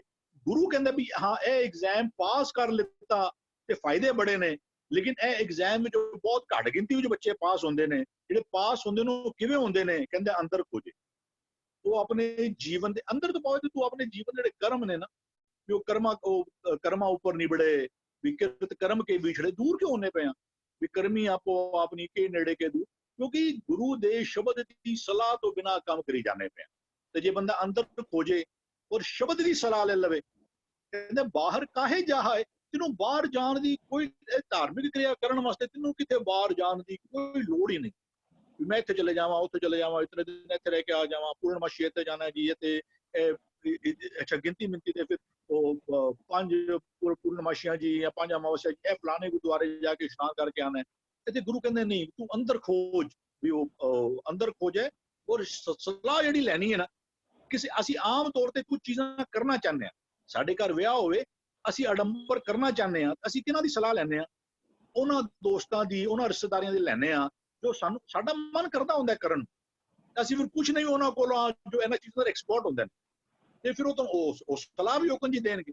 ਜੇ ਸਲਾਹ ਗੁਰੂ ਕੋਲ ਲਿੱਤੀ ਹੁੰਦੀ, ਗੁਰੂ ਕਹਿੰਦੇ ਬੇਮੋਹਤਾਜਾ ਬੇਪਰਵਾਹ ਨਾਨਕ ਦਾਸ ਕਹੋ ਗੁਰਵਾਹ। ਉਹ ਗੁਰੂ ਬਿਲਕੁਲ ਬੇਮੋਹਤਾਜ ਹੈ, ਬੇਪਰਵਾਹ। ਉਹਨੇ ਤੇਰੇ ਮੂੰਹ ਦੇ ਉੱਤੇ ਫਟਕ ਕਰਕੇ ਤੈਨੂੰ ਸੱਚੀ ਗੱਲ ਹੈ ਨਾ, ਉਹਨੇ ਤੈਨੂੰ ਬਿਲਕੁਲ ਸਪਸ਼ਟ ਤੌਰ ਤੇ ਦੱਸ ਦੇਣੀ ਹੈ। ਉਹਨੇ ਕੋਈ ਗੱਲ ਲਪੇਟ ਕੇ ਨਹੀਂ ਕਰਨੀ। ਲੇਕਿਨ ਅਸੀਂ ਗੁਰੂ ਕੋਲ ਸਲਾਹ ਲੈਂਦੇ ਨਹੀਂ ਪਏ। ਸਾਡੀ ਲੋੜ ਹੁੰਦੀ ਤੇ ਅਸੀਂ ਗੁਰੂ ਕੋਲ ਆ ਜਾਂਦੇ ਹਾਂ, ਲੇਕਿਨ ਗੁਰੂ ਦੀ ਸਲਾਹ ਉਹ ਕਹਿੰਦੇ ਇੱਕ ਨਾ ਸਤਿਗੁਰ ਕੀ ਪ੍ਰਤੀਤ ਨਾ ਆਈਆ। ਸਾਨੂੰ ਗੁਰੂ ਦੀ ਅਗਵਾਈ ਦੀ, ਗੁਰੂ ਦੀ ਸਲਾਹ ਉੱਤੇ ਸਾਨੂੰ ਪ੍ਰਤੀਤ ਨਹੀਂ ਆ ਰਹੀ, ਸਾਨੂੰ ਭੇਤ ਨਹੀਂ ਆ ਰਿਹਾ। ਅਸੀਂ ਪੜ੍ਹਨੇ ਵੀ ਪਏ ਆ, ਸੁਣਨੇ ਵੀ ਪਏ ਆ, ਸਮਝਨੇ ਵੀ ਪਏ ਆ, ਲੇਕਿਨ ਉਹ ਭਰੋਸਾ ਨਹੀਂ ਲੈ ਕੇ ਆ ਰਹੇ। ਕਹਿੰਦਾ ਜੇ ਤੂੰ ਪਾਸ ਹੋਣਾ ਚਾਹੁੰਦਾ ਹੈ ਨਾ, ਇੱਕ ਤੇ ਆਪਣੇ ਜੀਵਨ ਦੀ ਪੜਚੋਲ ਕਰ। ਤੀਰਥ ਨਾਮ ਜਾਓ, ਤੀਰਥ ਨਾਮ ਹੈ ਤੀਰਥ ਸ਼ਬਦ ਵਿਚਾਰ ਅੰਤਰ ਗਿਆਨ ਹੈ ਗੁਰ ਗਿਆਨ ਸਾਚਾ ਥਾਨ ਤੀਰਥ। ਉੱਥੇ ਤੂੰ ਆਪਣੇ ਆਪ ਨੂੰ ਖੋਜ, ਵੀ ਉਹ ਆਪਣੇ ਸ਼ਬਦ ਦੀ ਸਲਾਹ ਲੈ। ਕਹਿੰਦੇ ਬਾਹਰ ਜਾਣ ਨਾਲ ਕੁਝ ਵੀ ਨਹੀਂ ਹੋਵੇਗਾ। ਹਾਂਜੀ ਜੀ ਵੀ ਜੀ ਅਸੀਂ ਧਿਆਨ ਦਈਏ ਨਾ, ਅਸੀਂ ਗੁਰਪੁਰਬ ਤੁਸੀਂ ਠੀਕ ਕਹਿ ਰਹੇ ਹੋ, ਪੂਰਨਮਾਸ਼ੀ ਇਤਿਆਦਿ ਤੇ ਅਸੀਂ ਬੜੇ ਉਤਸ਼ਾਹਿਤ ਹੋ ਜਾਂਦੇ ਹਾਂ। ਅਸੀਂ ਧਿਆਨ ਦਈਏ ਨਾ, ਸਿੱਖ ਵਾਸਤੇ ਤੇ ਰੋਜ਼ ਦਾ ਦਿਨ ਹੀ ਪ੍ਰਕਾਸ਼ ਦਿਹਾੜਾ ਹੈ। ਕਦੀ ਅਸੀਂ ਕਹਿੰਦੇ ਹਾਂ ਕਿ ਫਲਾਣੇ ਗੁਰੂ ਸਾਹਿਬ ਦਾ ਪ੍ਰਕਾਸ਼ ਦਿਹਾੜਾ ਹੈ, ਅਸੀਂ ਬਹੁਤ ਉਤਸ਼ਾਹਿਤ ਹੋ ਜਾਂਦੇ ਹਾਂ। ਸਿੱਖ ਵਾਸਤੇ ਤੇ ਰੋਜ਼ਾਨਾ ਹੀ ਸ਼ਹੀਦੀ ਪੁਰਬ ਹੈ, ਰੋਜ਼ਾਨਾ ਹੀ ਪ੍ਰਕਾਸ਼ ਦਿਹਾੜਾ ਹੈ। ਰੋਜ਼ਾਨਾ ਅਸੀਂ ਗੁਰੂ ਦੇ ਸ਼ਬਦ ਦੇ ਨਾਲ ਜੁੜ ਕੇ ਗਿਆਨ ਹਾਸਲ ਕਰਨਾ ਹੈ। ਰੋਜ਼ਾਨਾ ਹੀ ਸਿੱਖ ਵਾਸਤੇ ਪ੍ਰਕਾਸ਼ ਦਿਹਾੜਾ ਹੈ। ਜਦੋਂ ਮਨ ਦੀ ਉਹ ਅਵਸਥਾ ਬਣ ਜਾਏਗੀ ਤੇ ਫਿਰ ਰੋਜ਼ਾਨਾ ਹੀ ਅੰਮ੍ਰਿਤ ਪੀਣ ਵਾਲੀ ਅਵਸਥਾ ਬਣ ਜਾਏਗੀ। ਰੋਜ਼ਾਨਾ ਹਰ ਵਕਤ ਆਨੰਦ ਮਾਣਨ ਵਾਲੀ ਅਵਸਥਾ ਬਣ ਜਾਏਗੀ। ਗੁਰੂ ਉਂਗਲ ਪਕੜ ਕੇ ਬਸ ਹਰ ਵਕਤ ਉਸ ਆਨੰਦ ਵਾਲੇ ਪਾਸੇ ਲੈ ਕੇ ਜਾ ਰਹੇ ਹਨ। ਸਿਰਫ ਸਮਝਣ ਬੁੱਝਣ ਤੇ ਮੰਨਣ ਦੀ ਲੋੜ ਹੈ। ਸਮਝ ਬੁੱਝ ਕੇ ਉਸ ਰਾਹ ਤੇ ਤੁਰ ਪਈਏ। ਜੀ ਵਿੰਦਰੀ ਭੂਆ ਜੀ। ਹਾਂਜੀ, ਕਹਿੰਦੇ ਨੇ ਵਿਰਲਾ ਕੋ ਗੁਰ ਸ਼ਬਦ ਬੁਝਾਏ। ਵਿਰਲਾ ਕੌਣ ਹੈਗਾ? ਵਿਰਲਾ ਉਹੀ ਹੈਗਾ ਜਿਸ ਮਨ ਗੁਰੂ ਦੀ ਤਰਫ ਹੋਵੇ, ਜਿਸ ਨੇ ਗੁਰੂ ਦੀ ਸਿੱਖਿਆ ਨੂੰ ਪੂਰੀ ਤਰ੍ਹਾਂ ਧਾਰਨ ਕਰ ਲਿੱਤਾ ਹੈ, ਫਿਰ ਉਹੀ ਸ਼ਬਦ ਨੂੰ ਬੁਝਾ ਸਕਦਾ ਹੈ। ਸ਼ਬਦ ਕੀ ਹੈ? ਉਸ ਇੱਕ ਨੂੰ ਬੁਝ ਸਕਦਾ ਹੈ, ਕਿਉਂਕਿ ਉਹ ਪਤਾ ਲੱਗ ਜਾਂਦਾ ਕਿ ਸਭ ਕੁਝ ਇਸ ਸਰੀਰ ਦੇ ਅੰਦਰ ਹੀ ਹੈ, ਇਹ ਸਾਰੇ ਰਸ ਅੰਦਰ ਹੀ ਹੈ। ਔਰ ਇਹੀ ਰਸ ਜੋ ਹੈ, ਜੋ ਸ਼ਬਦ ਦਾ, ਉਹੀ ਜੋ ਉਸਨੂੰ ਆਪਣੇ ਜੀਵਨ ਦੇ ਵਿੱਚ ਉਤਾਰਦਾ ਹੈ, ਇਹੀ ਚੀਜ਼ ਉਸਨੂੰ ਬਾਹਰ ਤੋਂ ਭਟਕਣਾ ਬੰਦ ਕਰ ਦਿੰਦਾ ਹੈ। ਅਦਰਵਾਈਜ਼ ਪੂਰੀ ਜ਼ਿੰਦਗੀ ਬਾਹਰ ਹੀ ਭਟਕਦੇ ਰਹਿ ਜਾਂਦੇ, ਅੱਧੀ ਬਾਹਰ ਹੀ ਖੋਜ ਕਰਦੇ ਰਹਿੰਦੇ ਆ। ਪਰ ਜਦੋਂ ਇਹ ਸੋਝੀ ਆਉਂਦੀ ਹੈ ਉਸ ਵੇਲੇ ਮਨ ਨੂੰ ਕਿ ਬੇ ਸਭ ਕੁਝ ਤੇ ਇਸ ਸਰੀਰ ਦੇ ਅੰਦਰ ਹੀ ਹੈ, ਤਾਂ ਉਸੇ ਗੁਰੂ ਦੀ ਉਸੇ ਤੀਰਥ ਦੇ ਅੰਦਰ ਦੀ ਤਰਫ ਜਾ ਕੇ ਉਹ ਉਸਨੂੰ ਪ੍ਰਾਪਤ ਕਰ ਸਕਦਾ ਹੈ, ਕਿਉਂਕਿ ਉਸਨੂੰ ਪਤਾ ਲੱਗ ਗਿਆ ਕਿ ਸਭ ਰਸ ਤੇ ਇਸ ਦੇਹੀ ਦੇ ਅੰਦਰ ਹੈ। ਹਾਂਜੀ, ਅੱਗੇ।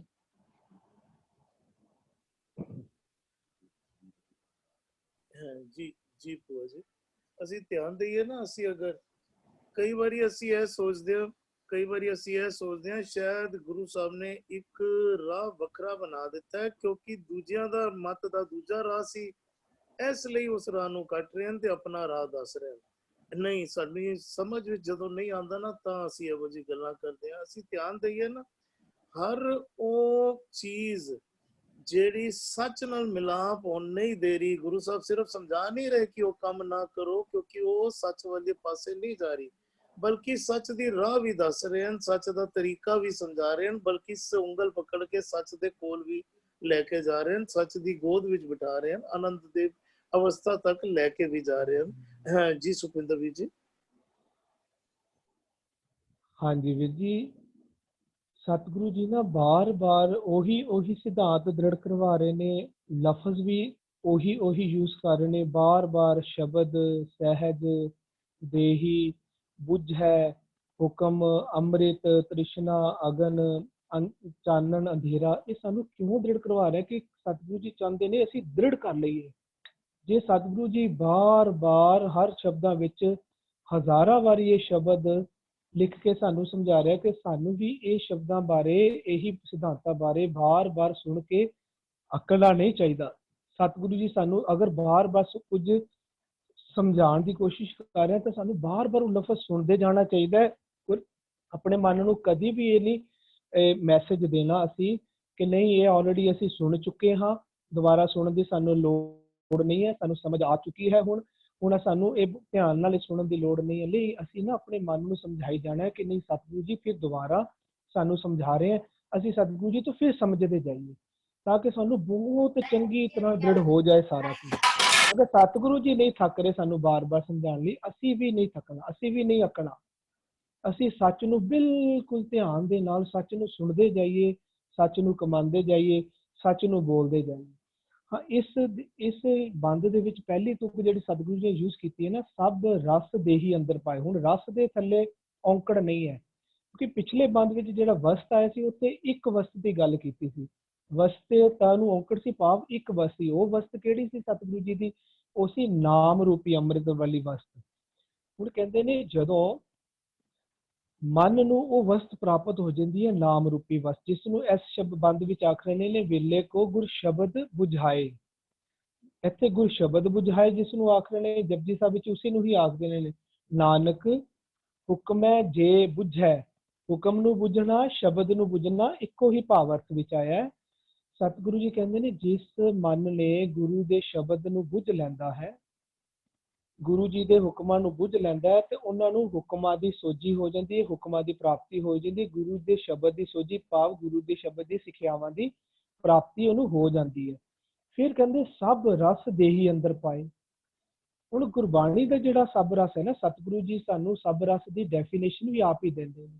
ਮਹਿਲਾ ਪਹਿਲਾ ਦੇ ਸਿਲੇਖ ਹੇਠ ਹੀ ਅੰਦਰ ਸਤਿਗੁਰੂ ਜੀ ਨੇ ਦਰਜ ਕੀਤਾ, ਕਹਿੰਦੇ ਨੇ ਸਭ ਰਸ ਮਿੱਠੇ।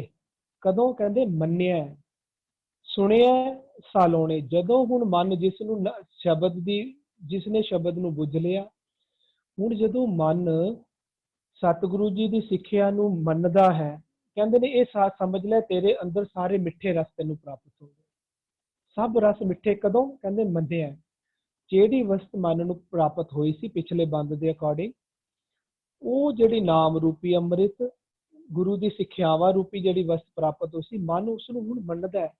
ਕਹਿੰਦੇ ਨੇ ਤੂੰ ਇਸ ਤਰ੍ਹਾਂ ਸਮਝ ਮਨ ਜਦੋਂ ਤੂੰ ਸਤਿਗੁਰੂ ਜੀ ਨੂੰ ਸਿੱਖਿਆ ਨੂੰ, ਜਿਸ ਨੂੰ ਤੂੰ ਪਹਿਲਾਂ ਬੁੱਝ ਲਿਆ ਸੀ, ਵਿਰਲੇ ਕੋ ਗੁਰ ਸ਼ਬਦ ਬਚਾਏ, ਉਹਨੂੰ ਤੂੰ ਹੁਣ ਮੰਨਣਾ ਸਟਾਰਟ ਕੀਤਾ ਨਾ, ਕਹਿੰਦੇ ਸਮਝ ਲੈ, ਜਦੋਂ ਤੂੰ ਮੰਨਣਾ ਸਟਾਰਟ ਕੀਤਾ, ਜਦੋਂ ਤੂੰ ਸੁਣਿਆ ਸਟਾਰਟ ਕੀਤਾ ਸੀ ਨਾ ਸਤਿਗੁਰੂ ਜੀ ਨੇ ਸਿੱਖਿਆ ਨੂੰ ਬੁੱਝਣ ਤੋਂ ਪਹਿਲਾਂ, ਜਦ ਤੂੰ ਸੁਣਿਆ ਸਟਾਰਟ ਕੀਤਾ ਸੀ, ਕਹਿੰਦੇ ਕੀ ਸੀ, ਕਹਿੰਦੇ ਸਮਝ ਲੈ ਤੇਰੇ ਲੂਣ ਵਾਲੇ ਸਾਰੇ ਪਦਾਰਥ ਰਸ ਸਭ ਤੇਰੇ ਅੰਦਰ ਆ ਗਏ ਸਨ।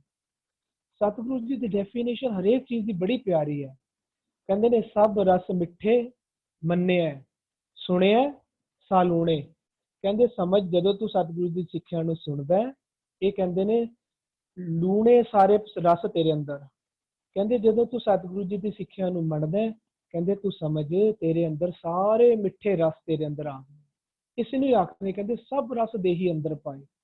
ਇਹ ਉਸ ਨਾਮ ਦੀ ਵਸਤ ਦੇ ਨਾਲ ਇਹ ਰਸ ਵੀ ਅੰਦਰ ਟਿਕਣਗੇ। ਅਦਰਵਾਈਜ਼ ਜਿਹੜੇ ਦੂਸਰੇ ਰਸ ਨੇ ਨਾ, ਜਿਸ ਨੂੰ ਆਪਾਂ ਗੱਲ ਕਰਦੇ ਹਾਂ, ਰਸ ਸੋਇਨਾ, ਰਸ ਰੂਪਾ ਕਾਮਣ, ਰਸ ਪਲਮਲ ਕੀ ਵਾਸ, ਅੱਗੇ ਜਾ ਕੇ ਕਹਿੰਦੇ ਨੇ ਇੱਤੇ ਰਸ ਸਰੀਰ ਕੇ, ਉਹ ਜਿਹੜੇ ਰਸ ਹੈ ਨਾ, ਉਹ ਜੇ ਅਗਰ ਰਸ ਸਾਡੇ ਅੰਦਰ ਹੋਣਗੇ, ਉਹਦੇ ਨਾਲ ਨਾਮ ਦੀ ਵਸਤ ਨਹੀਂ ਬਹਿ ਜਾ ਸਕਦੀ। ਇੱਥੇ ਰਸ ਸਰੀਰ ਕੇ ਕਹਿ ਘਟ ਨਾਮ ਨਿਵਾਸ, ਉਹ ਰਸਾਂ ਦੇ ਨਾਲ ਨਾਮ ਨਿਵਾਸ ਨਹੀਂ ਹੋ ਸਕਦਾ।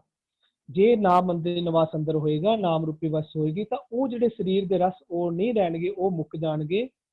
ਹਾਂ, ਜਿਹੜੇ ਸਤ ਨਾਮ ਦੀ ਵਸਤ ਦੇ ਨਾਲ ਜਿਹੜੇ ਰਸ ਪ੍ਰਾਪਤ ਹੋ ਜਾਣਗੇ, ਉਹ ਸਾਰੇ ਰਸ ਸਤਿਗੁਰੂ ਜੀ ਕਹਿੰਦੇ ਨੇ ਇਸ ਤਰੀਕੇ ਦੇ ਅਨੁਸਾਰ ਤੇਰੇ ਅੰਦਰ ਪਾਏ ਜਾਂਦੇ ਨੇ। ਉਹ ਕਿਹੜੇ ਨੇ? ਸਭ ਰਸ ਮਿੱਠੇ ਮੰਨਿਆ ਸੁਣਿਆ ਸਾਲੂਣੇ ਖੱਟ ਤੁਰਸੀ, ਉਹ ਵੀ ਅੰਦਰ ਮੁੱਖ ਬੋਲਣਾ। ਜਦੋਂ ਤੂੰ ਮੁੱਖ ਤੋਂ ਬੋਲਣਾ ਲੰਦਾ, ਸਮਝ ਲੈ ਖੱਟੇ ਪਦਾਰਥ ਤੇਰੇ ਅੰਦਰ ਆ ਗਏ। ਇਸ ਤਰ੍ਹਾਂ ਕਿ ਸਤਿਗੁਰੂ ਜੀ ਕਹਿੰਦੇ ਨੇ ਸਭ ਰਸ ਦੇਹੀ ਅੰਦਰ ਪਾਏ। ਪਰ ਕਹਿੰਦੇ ਨੇ ਵਿਰਲੇ ਕੋ ਗੁਰ ਸ਼ਬਦ। ਅੱਛਾ, ਹੁਣ ਵਿਰਲੇ ਕੋ ਵੀ ਸਾਨੂੰ ਅਸੀਂ ਬਾਰ-ਬਾਰ ਫਿਰ ਸਮਝਦੇ, ਫਿਰ ਦੁਬਾਰਾ ਕਰੀਏ ਕਿ ਅਸੀਂ ਇਸ ਨੂੰ, ਇਹ ਸਤਿਗੁਰੂ ਜੀ ਦੇ ਸਿਧਾਂਤਾਂ ਨੂੰ ਬਾਰ-ਬਾਰ ਸਮਝਣਾ, ਬੋਲਣ ਤੋਂ ਸਾਨੂੰ ਕਤਰਾਣਾ ਨਹੀਂ ਚਾਹੀਦਾ। ਦੇਖੋ, ਵਿਰਲਾ ਕੌਣ ਬੰਦਾ ਹੈ? ਜਿਹੜਾ ਅੰਦਰ ਖੋਜਣਾ ਸਟਾਰਟ ਕਰ ਲੈਂਦਾ ਹੈ, ਜਿਸ ਨੂੰ ਆਪਾਂ ਕਹਿੰਦੇ ਨਾ ਕੱਪੜ ਰੂਪ ਸੁਹਾਵਣਾ ਛੱਡ ਦੁਨੀਆ ਅੰਦਰ ਜਾਵਣਾ। ਜਿਹੜਾ ਮਨ ਹੁਣ ਅੰਦਰ ਜਾ ਕੇ ਅੰਦਰ ਨੂੰ ਖੋਜਣ ਲੱਗ ਗਿਆ, ਉਸੇ ਨੂੰ ਹੀ ਸਤਿਗੁਰੂ ਜੀ ਅੰਦਰ ਕੀ ਵਸਦਾ? ਅੰਦਰ ਵਸਦਾ ਹੁਕਮ ਹੈ, ਹੁਕਮ ਹੈ ਅੰਦਰ ਸਭ ਕੁਝ। ਜਿਹੜਾ ਹੁਣ ਅੰਦਰ ਵਸਦੇ ਰੱਬ ਜੀ ਦੇ, ਅੰਦਰ ਵਸਦੇ ਸ਼ਬਦ ਜੀ ਦੇ, ਅੰਦਰ ਵਸਦੇ ਹੁਕਮ ਨੂੰ ਬੁੱਝ ਰਿਹਾ, ਜਿਸ ਨੂੰ ਕਹਿੰਦੇ ਕੋਈ ਸ਼ਬਦ ਬੁਝਾਏ, ਅੰਦਰ ਖੋਜ ਰਿਹਾ। ਜਿਹੜਾ ਵੀ ਅੰਦਰ ਆ ਕੇ ਖੋਜਣ ਲੱਗ ਜਾਂਦਾ ਮਨ, ਉਹ ਵਿਰਲਾ ਬਣਨ ਵੱਲ ਤੁਰ ਪੈਂਦਾ, ਸਮਝ ਲਓ। ਉਹੀ ਵਿਰਲੇ ਵੱਲ ਐਕਟ ਕੀ ਹੈ? ਜਦੋਂ ਅਸੀਂ ਅੰਦਰ ਖੋਜਣਾ ਸਟਾਰਟ ਕਰਦੇ ਹਾਂ, ਇਹੀ ਸਤਿਗੁਰੂ ਜੀ ਕਹਿੰਦੇ ਨੇ ਤੂੰ ਵਿਰਲਾ ਬਣਨ ਵਾਲਾ ਕੰਮ ਸ਼ੁਰੂ ਕਰ ਦਿੱਤਾ। ਉਹ ਤੂੰ ਅੰਦਰ ਵਸਦੇ ਰੱਬ ਜੀ ਨੂੰ, ਅੰਦਰ ਵਸਦੇ ਸ਼ਬਦ ਨੂੰ ਸਲਾਹਣਾ ਸ਼ੁਰੂ ਕਰ ਦਿੱਤਾ। ਸ਼ਬਦ ਤੋਂ ਹੀ ਸਲਾਹ ਲੈ ਰਿਹਾ ਤੇ ਸ਼ਬਦ ਨੂੰ ਹੀ ਸਲਾਹ ਰਿਹਾ। ਹੁਣ ਤੂੰ ਬਾਹਰ ਨਹੀਂ ਜਾਂਦਾ, ਬਾਹਰ ਕਾਹੇ ਜਾਹਾ ਹੈ, ਤੂੰ ਅੰਦਰ ਆ ਗਿਆ, ਅੰਦਰ ਖੋਜਣਾ ਸ਼ੁਰੂ ਕਰਤਾ। ਇਹੀ ਕਹਿੰਦੇ ਤੂੰ ਵਿਰਲਾ ਬਣਨ ਵੱਲ ਤੇਰਾ ਉਦਮ ਸਟਾਰਟ ਹੋ ਗਿਆ। ਤੇ ਸਤਿਗੁਰੂ ਜੀ ਕਹਿੰਦੇ ਤੂੰ ਇਹ ਉਦਮ ਸਟਾਰਟ ਕੀਤਾ, ਕਹਿੰਦੇ ਤੈਨੂੰ ਅੰਦਰ ਵਾਲਾ ਉਦਮ ਦੇ ਨਾਲ ਤੈਨੂੰ ਵਿਰਲਾ ਬਣਾ ਦਿੱਤਾ ਜਾਏਗਾ, ਪਾਪ ਸਚਿਆਰਾ ਬਣਾ ਦਿੱਤਾ ਜਾਏਗਾ। ਪਾਪ ਤੈਨੂੰ ਗੁਰੂ ਦੇ ਸ਼ਬਦ ਦੀ ਸੋਝੀ ਹੋ ਜਾਏਗੀ। ਗੁਰੂ ਦੀ ਸ਼ਬਦ ਦੀ ਸੋਝੀ ਹੋਣਾ ਹੀ ਵਿਰਲਾ ਬਣਨਾ ਹੈ। ਗੁਰੂ ਦੇ ਹੁਕਮਾਂ ਨੂੰ ਸਮਝਣਾ ਹੀ ਵਿਰਲਾ ਬਣਨਾ ਹੈ। ਹਾਂਜੀ ਜੀ ਜੀ ਜੀ, ਇਹਨੂੰ ਸਮਝਣਾ ਕਰੀਏ ਨਾ, ਉਸ ਗੁਰੂ ਸਾਹਿਬ ਨੇ ਤੇ ਬਖਸ਼ਿਸ਼ ਸਾਰਿਆਂ ਉੱਤੇ ਹੀ ਕੀਤੀ ਹੋਈ ਹੈ। ਜੋ ਉਸ ਬਖਸ਼ਿਸ਼ ਨਾਲ ਜੁੜ ਬੈਠੇ ਉਹ ਵਿਰਲਾ ਬਣ ਜਾਂਦਾ ਹੈ। ਔਰ ਗੁਰੂ ਸਾਹਿਬ ਤੇ ਚਾਹੁੰਦੇ ਹਨ ਕਿ ਸਾਰੇ ਹੀ ਵਿਰਲੇ ਬਣਨ, ਉਹ ਵਿਰਲੇ ਸਾਰੇ ਹੀ ਬਣ ਜਾਣ। ਪਰ ਅਸੀਂ ਆਪ ਆਪਣੀ ਅੱਖਾਂ ਮੀਟ ਕੇ ਇੰਜ ਸਮਝੀਏ ਕਿ ਉਹ ਕਿਵਾੜ ਬੰਦ ਕਰਕੇ ਅਸੀਂ ਉਸ ਚਾਨਣ ਨੂੰ ਅੰਦਰ ਨਹੀਂ ਜਾਣ ਦੇ ਰਹੇ, ਤੇ ਉਸ ਵਿਰਲੇ ਬਣਨ ਤੋਂ ਅਸੀਂ ਵਾਂਝੇ ਰਹਿ ਜਾਂਦੇ ਹਾਂ। ਅੱਜ ਹਾਂਜੀ, ਸਤਬੀਰ ਵੀਰ ਜੀ, ਗੁਰਬਾਣੀ ਦੇ ਵਿੱਚ ਨਾ ਇੱਕ ਤੁਕ ਹੋਰ ਵੀ ਸਤਿਗੁਰੂ ਜੀ ਸਮਝਾਉਂਦੇ ਨੇ। ਜਿਵੇਂ ਇੱਥੇ ਵੀ ਲਫ਼ਜ਼ ਮਨ ਨਹੀਂ ਆਇਆ, ਆਪਾਂ ਲਫ਼ਜ਼ ਯੂਜ਼ ਤਾਂ ਕਰ ਲੈਣਾ ਅੰਦਰ ਖੋਜਿਆ, ਅਸੀਂ ਇਹ ਵੀ ਤਾਂ ਕਹਿ ਸਕਦੇ ਨੇ ਤਨ ਵਾਸਤੇ ਆਇਆ ਜੀ, ਤਨ ਨੂੰ ਕਹਿ ਰਿਹਾ ਵੀ ਤੂੰ ਅੰਦਰ ਜਾ। ਨਹੀਂ, ਗੁਰਬਾਣੀ ਵਿੱਚ ਨਾ ਇੱਕ ਸ਼ਬਦ ਵੀ ਹੋਰ ਆਉਂਦਾ, ਕਹਿੰਦੇ ਨੇ ਜਾਨੋ ਨਹੀਂ ਭਾਵੈ ਕਵਣ ਬਾਤਾ। ਸਤਿਗੁਰੂ ਸਮਝਾਉਂਦੇ, ਕਹਿੰਦੇ ਨੇ ਮਨ ਖੋਜ ਮਾਰਗ, ਮਨ ਨੇ ਖੋਜਣਾ ਉਹ ਮਾਰਗ। ਇੱਥੇ ਹੁਣ ਕਹਿ ਰਹੇ ਨੇ, ਕਹਿੰਦੇ ਮਨ ਨੇ ਉਹ ਅੰਦਰ ਉਹ ਮਾਰਗ ਖੋਜਣ ਲੱਗ ਪਿਆ, ਅੰਦਰ ਖੋਜਣਾ ਸਟਾਰਟ ਕਰ ਦਿਆ। ਮਨ ਨੂੰ ਕਹਿ ਰਹੇ ਸੀ ਮਨ ਖੋਜ ਮਾਰਗ, ਮਨ ਤੂੰ ਮਾਰਗ ਖੋਜ, ਤੂੰ ਬਾਹਰ ਢੂੰਡ ਤੇ ਬਹੁਤ ਦੁੱਖ ਪਾ ਰਿਹਾ ਹੈ, ਤੂੰ ਅੰਦਰ ਮਨ ਖੋਜ ਮਾਰਗ। ਮਨ ਨੂੰ ਸਭ ਤੋਂ ਪਹਿਲਾਂ ਤੇ ਇਹ ਪਤਾ ਲੱਗ ਗਿਆ ਵੀ ਉਹ ਅੰਦਰ ਹੈ ਵਸਤ, ਦੇਹੀ ਅੰਦਰ ਵਸਤ ਹੈ, ਤੇ ਹੁਣ ਉਹਨੇ ਅੰਦਰ ਨੂੰ ਖੋਜਣਾ ਸਟਾਰਟ ਕਰ ਦਿੱਤਾ, ਅੰਦਰ ਵਾਲਾ ਮਾਰਗ। ਇਹ ਮਨ ਹੀ ਕਰਦਾ ਹੈ, ਮਨ ਹੀ ਅੰਦਰ ਵਾਲਾ ਮਾਰਗ ਖੋਜਣਾ ਸ਼ੁਰੂ ਕਰਦਾ ਹੈ, ਤੇ ਮਨ ਹੀ ਸਚਿਆਰ ਬਣਦਾ। ਮਨ ਹੀ ਕੂੜਿਆਰ ਸੀ, ਮਨ ਹੀ ਕੂੜਿਆਰ ਹੁੰਦਾ ਜਦੋਂ ਅੰਦਰ ਖੋਜਣਾ ਸਟਾਰਟ ਕਰਦਾ, ਤਾਂ ਉਹ ਸਚਿਆਰ ਬਣਨ ਵੱਲ ਤੁਰ ਪੈਂਦਾ ਹੈ, ਭਾਵ ਵਿਰਲੇ ਬਣਨ ਵੱਲ ਤੁਰ ਪੈਂਦਾ ਹੈ। ਹਾਂਜੀ ਜੀ ਜੀ ਵੀ ਜੀ ਅੱਜ 2 ਪਦਿਆਂ ਦਾ ਪਾਠ ਹੋਇਆ। आओ रल मिल के पाठ कर लिए, फिर पाठ सेशन दी समाप्ति। देही अंदर वस्त अपारा, आपे कपट खुला वनहारा, गुरमुख सहजे अमृत पीवे, तृष्णा अगन बुझा है, सब रस देही अंदर पाए, विरले को गुर शब्द बुझाए, अंदर खोजे शब्द साला है, बाहर काहे जाहा है, अंदर खोजे शब्द सालाहे, बाहर काहे जाहे।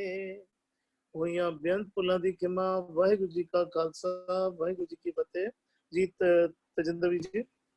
ਵਿਜੀ ਪਰਮਜੀਤ ਵਿਜੀ ਜਿਨ੍ਹਾਂ ਨੇ ਸਵੇਰੇ ਅੱਜ ਵਿਚਾਰ ਕੀਤੀ ਸੀ, ਉਹਨਾਂ ਦਾ ਇੱਕ ਕੁਐਸਚਨ ਸੀਗਾ। ਵਿਜੀ ਪਲੀਜ਼ ਆਪਣੀ ਆਡੀਓ ਔਨ ਕਰਕੇ ਕੁਐਸਚਨ ਵਿਚਾਰ ਦੁਬਾਰਾ ਤੋਂ ਵਿਜੀ ਕੁਐਸਚਨ ਕਰ ਲਿਓ। ਉਹ ਵਿਚਾਰ ਬਾਬਤ ਨਹੀਂ, ਉਹ ਜਿਹੜਾ ਕੁਐਸਚਨ ਤੁਸੀਂ ਮੈਨੂੰ ਪਹਿਲੇ WhatsApp ਕੀਤਾ ਸੀਗਾ ਉਸ ਬਾਬਤ ਕੁਐਸਚਨ ਕਰ ਲਿਓ। ਪਰਮਜੀਤ ਅੰਕਲ। ਹਾਂਜੀ ਵੀਰ ਜੀ। ਵੀਰ ਜੀ ਕਹਿੰਦਾ ਸੀ ਗਰਭ ਗਹਿਲੋ ਮੁੜੋ ਯੋ ਮਹਾਦਿਵੋ। ਵਿਜੀ ਆਵਾਜ਼ ਨਹੀਂ ਆ ਰਹੀ, ਨੈਟਵਰਕ ਪ੍ਰੋਬਲਮ ਹੈ ਤੁਹਾਡੀ ਲੱਗਦਾ। ਇੱਕ ਵਾਰੀ ਥੋੜਾ ਨੈਟਵਰਕ ਵਿੱਚ ਆਓ ਵਿਜੀ, ਜਾਂ ਵਿਜੀ ਹੁਣ ਬੋਲਿਓ।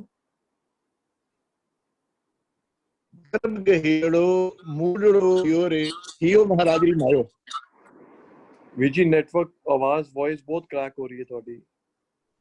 ਜੀ ਇਹ ਗੁਰੂ ਗ੍ਰੰਥ ਸਾਹਿਬ ਦੇ ਅੰਗ ਨੰਬਰ 715 ਤੇ ਹੈਗਾ ਜੀ। ਜਾਂ ਓਕੇ, ਹੁਣ ਆਵਾਜ਼ ਆ ਰਹੀ ਹੈ ਜੀ।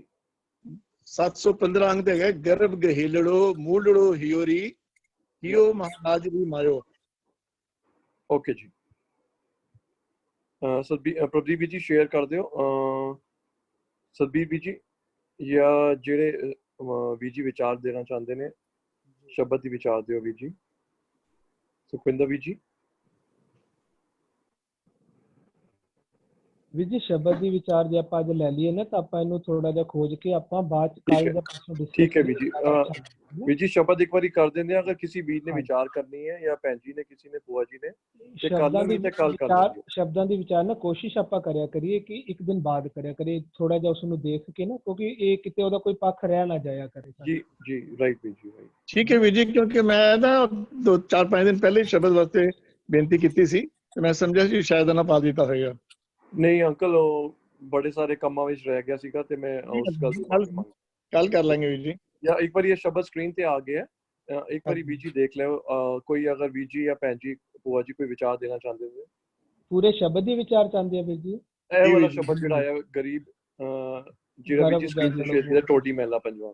ਹਾਂਜੀ ਵੀਰ ਜੀ, ਆਪਾਂ ਨਾ ਆਰਾਮ ਨਾਲ ਕਰਾਂਗੇ, ਕੋਈ ਨਾ ਆਪਾਂ ਕੱਲ ਵੀ ਕਰ ਲਓ, ਕੋਈ ਗੱਲ ਨਹੀਂ ਜੀ। ਆਪਾਂ ਇੱਕ ਸ਼ਬਦ ਨੂੰ ਬੜੇ ਪਿਆਰ ਦੇ ਨਾਲ ਸਮਝਣਾ ਵੀਰ ਜੀ। ਜੀ ਵੀਰ ਜੀ, ਓਕੇ ਜੀ। ਇੱਕ ਸ਼ਬਦ ਸਾਡੇ ਵਾਸਤੇ ਜੀ ਰਾਹੁਲ ਕੱਲ ਵਾਸਤੇ ਪੈਂਡਿੰਗ ਰੱਖ ਲਓ ਇਹਨੂੰ ਜੀ। ਹਾਂਜੀ ਹਾਂ ਜੀ ਵੀਰ ਜੀ। ਨੈਕਸਟ ਵਾਸਤੇ ਕਿਸੇ ਨੂੰ ਬੇਨਤੀ ਹੈ ਕਿ ਪਲੀਜ਼ ਆਪਣਾ ਹੈਂਡ ਰੇਜ਼ ਕਰ ਲਓ।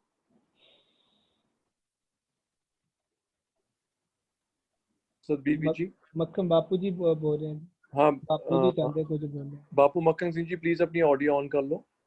ਮੈਨੂੰ ਦਿਖ ਨਹੀਂ ਰਿਹਾ ਸੀਗਾ ਤੁਹਾਡਾ ਆਡੀਓ, ਅਗਰ ਕੋਈ ਹੈਂਡ ਰੇਜ਼ ਹੋਇਆ ਤੇ ਬਾਪੂ ਜੀ ਆਪਣਾ ਆਡੀਓ ਔਨ ਕਰਕੇ ਵਿਚਾਰ ਦਿਓ। ਵੀਰ ਜੀ ਇੱਕ ਸੈਕਿੰਡ ਪਹਿਲੇ, ਬਾਪੂ ਜੀ ਇੱਕ ਸੈਕਿੰਡ ਬੇਨਤੀ, ਇੱਕ ਭੈਣ ਜੀ ਨੇ ਹੈਂਡ ਰੇਜ਼ ਕੀਤਾ ਹੈ, ਜਸਪ੍ਰੀਤ ਕੌਰ ਜੀ ਨੇ, ਪਹਿਲੇ ਉਹਨਾਂ ਨੂੰ ਦਿੰਦੇ ਆ ਭੈਣ ਜੀ, ਬਾਪੂ ਜੀ ਪਲੀਜ਼ ਰਿਕੁਐਸਟ।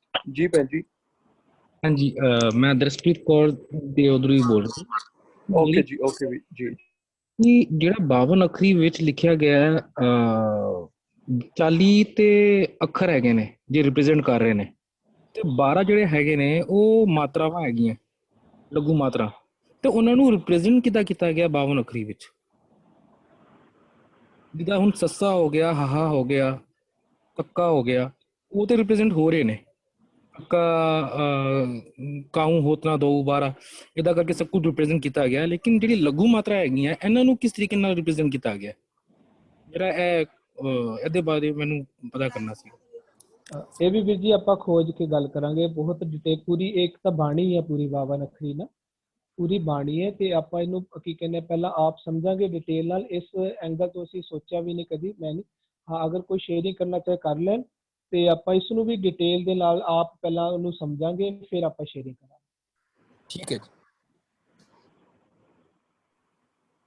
ਕੋਈ ਵੀਰ ਅਗਰ ਸ਼ੇਅਰਿੰਗ ਕਰਨਾ ਚਾਹੁੰਦਾ ਹੈ ਤੇ ਪਲੀਜ਼ ਜੀ ਸਭ ਕੇ ਕਰ ਸਕਦਾ, ਨਹੀਂ ਤੇ ਅਸੀਂ ਇਹ ਵੀ ਕੱਲ ਦੇ ਕੁਐਸਚਨ ਵਿੱਚ ਰੱਖ ਲਾਂਗੇ।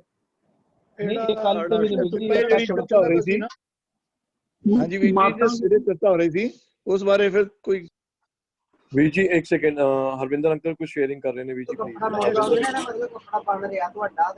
ਵੀਰ ਜੀ ਬਾਵਨ ਵੀਰ ਜੀ ਹਰਵਿੰਦਰ ਵੀਰ ਜੀ ਪਲੀਜ਼ ਇਸ ਤਰ੍ਹਾਂ ਸਾਰੇ ਅਗਰ ਆਡੀਓ ਔਨ ਕਰ ਲੈਣਗੇ ਤੇ ਬਹੁਤ ਡਿਸਟਰਬੈਂਸ ਹੋ ਜਾਂਦੀ ਵੀਰ ਜੀ।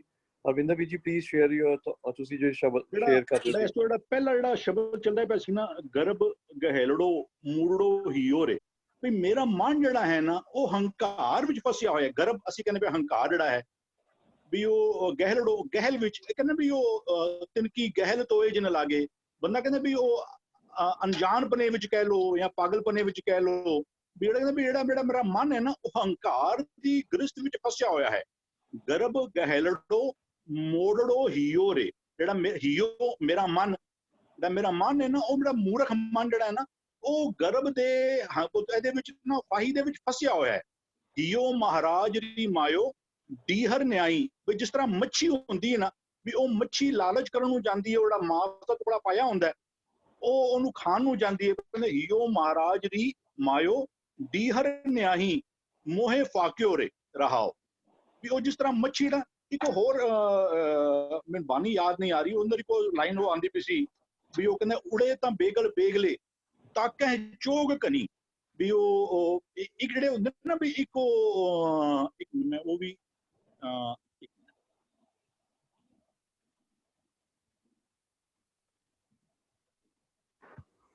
ਵੀਰ ਜੀ ਵੌਇਸ ਨਹੀਂ ਆ ਰਹੀ ਤੁਹਾਡੀ।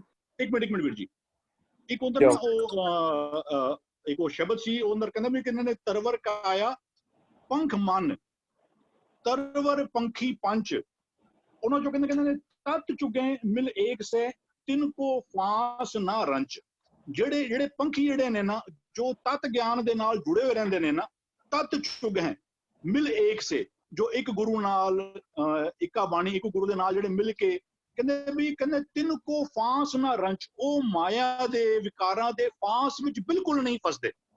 ਕਹਿੰਦੇ ਉਸ ਤੋਂ ਉਲਟ ਇੱਕ ਬੰਦੇ ਕਿਹੋ ਜਿਹੇ ਹੁੰਦੇ ਨੇ, ਕਹਿੰਦੇ ਉੜੇ ਤਾਂ ਬੇਗਲ ਬੇਗਲੇ ਤਾਕੈ ਚੋਗ ਕਨੀ।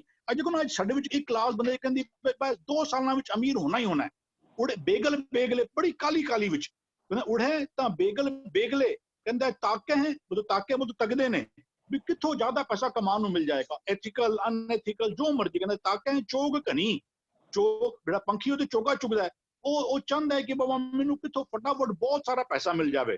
ਗੁਰੂ ਕੀ ਕਹਿੰਦੇ ਉਹਦੇ ਨਾਲ ਹੁੰਦਾ ਕੀ, ਕਹਿੰਦਾ ਪੰਖ ਟੁੱਟੇ ਫਾਹੀ ਪੜੀ, ਵੀ ਜਿਹੜਾ ਤੁਹਾਡਾ ਚਾਹੁੰਦਾ ਸੀ ਨਾ ਇਹਦੇ ਨਾਲ ਤੇ ਜਿਹੜੇ ਸਿਮਰਨ ਵਾਲੇ ਪੰਖ ਸਨ ਨਾ, ਰੱਬੀ ਸਿਧਾਂਤਾਂ ਨੂੰ ਚੇਤਾ ਰੱਖਣ ਵਾਲੇ ਜਿਹੜੇ ਪੰਖ ਸਨ, ਵੀ ਉਹ ਨਿਕਸਰੇ ਪੰਖੀ ਸਿਮਰ ਹਰ ਪਾਂਖ, ਕਹਿੰਦੇ ਉਹ ਵਾਲੇ ਪੰਖ ਟੁੱਟ ਜਾਂਦੇ ਨੇ, ਤੈਨੂੰ ਵਿਕਾਰਾਂ ਦੀ ਫਾਹੀ ਪੈ ਜਾਂਦੀ ਹੈ, ਕਹਿੰਦੇ ਅਵਗੁਣ ਭੀੜ ਬਣੀ।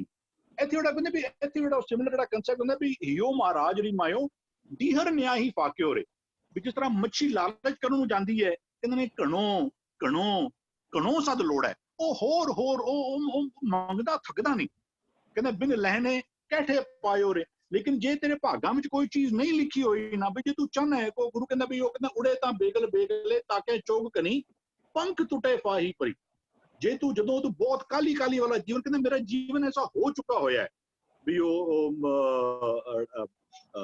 ਗਰਭ ਗਹਿਲੜੋ ਮੋੜੋ ਹੀਓ ਰੇ, ਜਿਹੜਾ ਮੇਰਾ ਮਨ ਹੈ ਨਾ ਉਹ ਗਰਭ ਦੀ ਗ੍ਰਿਸ਼ਤ ਵਿੱਚ ਹੰਕਾਰ ਦੀ ਗ੍ਰਿਸ਼ਤ ਵਿੱਚ ਫਸ ਚੁੱਕਾ ਹੋਇਆ ਹੈ। ਤੇ ਜਿਸ ਤਰ੍ਹਾਂ ਜਿਹੜਾ ਮੱਛੀ ਜਿਹੜੀ ਹੈ ਨਾ, ਹੀਓ ਮਹਾਰਾਜ ਦੀ ਮਾਇਓ ਡੀਹਰ ਨਿਆਹੀ ਮੋਹੇ ਫਾਕਿਓ ਰੇ, ਮੇਰੇ ਮਨ ਨੇ ਮੈਨੂੰ ਮੱਛੀ ਦੀ ਤਰ੍ਹਾਂ ਫਸਾ ਦਿੱਤਾ ਹੋਇਆ ਹੈ, ਉਹ ਘੜੀ ਘੜੀ ਹੋਰ ਤੇ ਹੋਰ ਨਾ ਉਹਦੀਆਂ ਮੰਗਾਂ ਜਿਹੜੀਆਂ ਨੇ ਨਾ, ਉਹ ਇੱਕ ਫਰੀਦ ਸਾਹਿਬ ਦੇ ਸ਼ਲੋਕ ਅੰਦਰ ਆਉਂਦਾ ਹੈ, ਕਹਿੰਦਾ ਫਰੀਦਾ ਇਹ ਤਨ ਭੌਕਣਾ, ਕਹਿੰਦਾ ਨਿਤ ਨਿਤ ਦੁਖੀਏ ਕੌਣ, ਜਿਹੜਾ ਸਰੀਰ ਹੈ ਨਾ ਉਹ ਹੋਰ ਨਵੀਆਂ ਮੰਗਾਂ ਕਰਦੇ ਰਹਿੰਦਾ, ਵੀ ਕਾਰ ਮਿਲ ਗਈ ਤੇ ਵੱਡੀ ਕਾਰ ਚਾਹੀਦੀ, ਘਰ ਮਿਲ ਗਿਆ ਤੇ ਵੱਡਾ ਘਰ ਚਾਹੀਦਾ ਹੈ, ਟ੍ਰੇਨ ਤੇ ਏਸੀ ਜਾਂਦੇ ਸੀ ਹੁਣ ਪਲੇਨ ਤੇ ਜਾਣਾ ਚਾਹੁੰਦਾ ਹੈ, ਕਹਿੰਦੇ ਵੀ ਉਹ ਫਰੀਦਾ ਇਹ ਤਨ ਭੌਕਣਾ, ਕਹਿੰਦਾ ਨਿਤ ਨਿਤ ਦੁਖੀਏ ਕੌਣ, ਇਹ ਸਰੀਰ ਦੀਆਂ ਮੰਗਾਂ ਪੂਰਨ ਕਰਨ ਵਾਸਤੇ ਮੈਂ ਕਿੰਨਾ ਚਿਰ ਦੁਖੀ ਹੁੰਦਾ ਰਵਾਂ।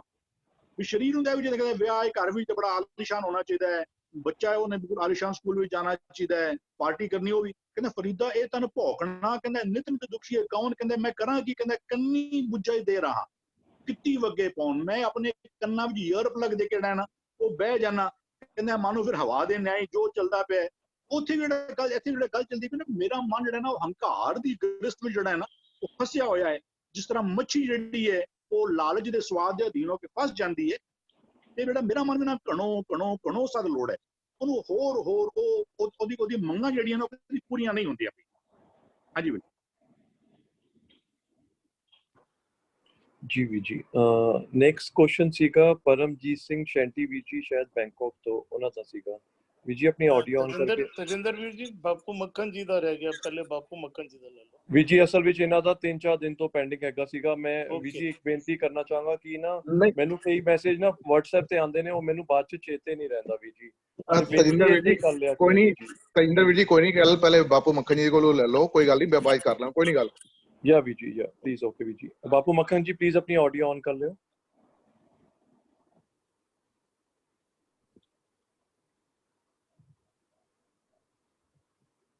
जी बापू जी। Hello ji Bapu ji on हो गया जी। बापू जी आवाज आ रही है, बोलियो। वो कोई नहीं, पहले चलो गल क्यों गल तो गल क्या है ना भी 52 अखरी जी उस ना मेरा ख्याल ऐसे ही है, आपन को दीर्घ कर मानना और उनको लग मात। असी कोई भी अखर जरा बनाना होए ना, लगा मात्रा बगैर अखर नहीं, पूरा शब्द नहीं बन सकता साडा। हाँ जी, ते वो प्रोफेसर साहब इसे करके वो लिखते हैं कि बई शब्द 40 ने ते मात्रा 12 ने, ते 12 मात्रा नूं ही उतनी मात्रा देती है, क्योंकि अगर फर्ज करो अच्छी लिखते हैं सारा आओ जी चलिए, ये ऊड़े नूं ओड़ाने लगा जी चलिए, चल गले नहीं पै रही ईड़ी नूं ये लावां, ये अगर अखरां असीं इन्हां मात्र नहीं लांगे ते इन्हां दा पूरा अर्थ नहीं बनेगा, वो बेअर्थ जा। बाकी मैं छोटी जी होई है। बाकी दूसरी गल की परंपरावां की गल चल रही है, गल सवेरे चली थी ना परंपरा की।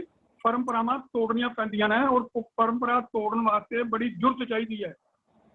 वो समझदा कि बाकी सारियां तो मैं वो एक छोटी जी मैं मिसाल देना तुहानूं अपने अपनी घर की अपनी कि भाई साडे मेरियां मेरे तो बड़ियां 2 भैणां सी ते उन्हां दी शादी होई।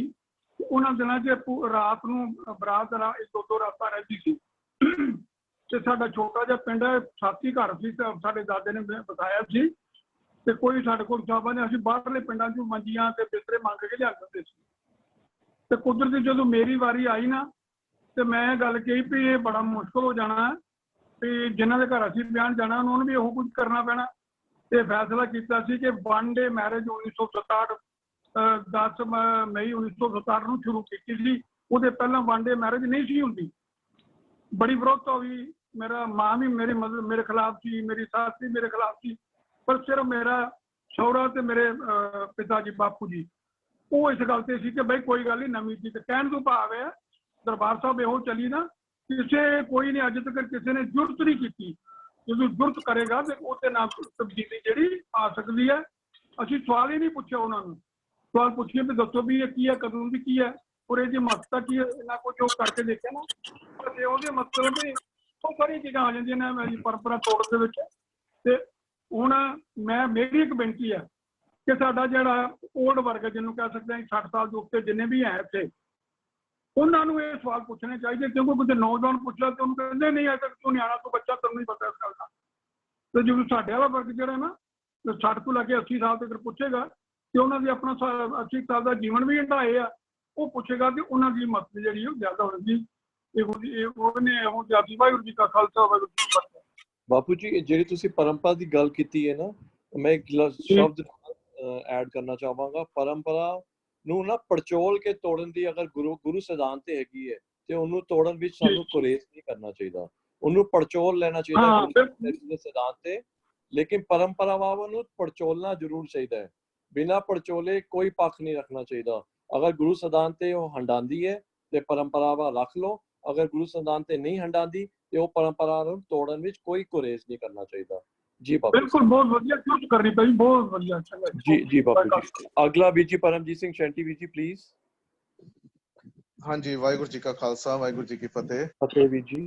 ਹਾਂਜੀ ਵੀਰ ਜੀ, 3-4 ਦਿਨ ਪਹਿਲਾਂ ਦੀ ਗੱਲ ਹੈ, ਸਵੇਰੇ ਪ੍ਰਕਾਸ਼ ਕਰਨ ਤੋਂ ਬਾਅਦ ਹੁਕਮਨਾਮਾ ਆਇਆ ਸੀ ਤੇ ਉਹਦੀ ਵਿਚਾਰ ਵੀਰ ਜੀ ਚਾਹੀਦੀ ਸੀ ਕਿ ਪਹਿਲ ਪੁਰੀਏ ਪੁੰਡਰਕ ਬਨਾ ਤਾਂ ਚੇ ਹੰਸਾ ਸਗਲੇ ਜਨਾ ਕ੍ਰਿਸ਼ਨਾ ਤੇ ਜਾਨੋ ਹਰ ਹਰ ਨਾਚੰਤੀ ਨਾਚਨਾ ਪਹਿਲ ਪੁਰਸਾਬਿਰਾ ਅਥੋਨ ਪੁਰਸਾ ਦਮਰਾ ਅਸਗਾ ਉਸ असगा अस उसगा हर का बागरा नाचे पिंदी में सागरा रहाओ नाचंती गोपी जना नैया ते बैरे कन्ना तुर्क नचा कमियाचा केशवा बचौने बचौनी अये मये एक आन जियो। सारा मतलब कि एक अगर शॉर्ट विच अगर थोड़ा, क्योंकि ये मनु समझ नहीं आई कि ਇਹਦੇ ਭਾਵ ਅਰਥ ਜਾਂ ਆਖਰੀ ਅਰਥ ਕਿਸ ਤਰ੍ਹਾਂ ਹੈਗੇ ਨੇ ਜੀ। ਸੋ ਸੁਖਵਿੰਦਰ ਵੀਰ ਜੀ ਕਰਦੇ ਨੇ, ਕੋਈ ਵੀ ਕਰਦੇ ਨੇ, ਰਵਿੰਦਰ ਵੀਰ ਜੀ ਕਰਦੇ ਨੇ ਤੇ ਜਾਂ ਸਤਬੀਰ ਵੀਰ ਜੀ, ਜੋ ਵੀ ਜਾਂ ਭੂਆ ਜੀ ਕਰਦੇ ਨੇ, ਕੋਈ ਵੀ ਕਰਦੇ ਨੇ ਜੀ।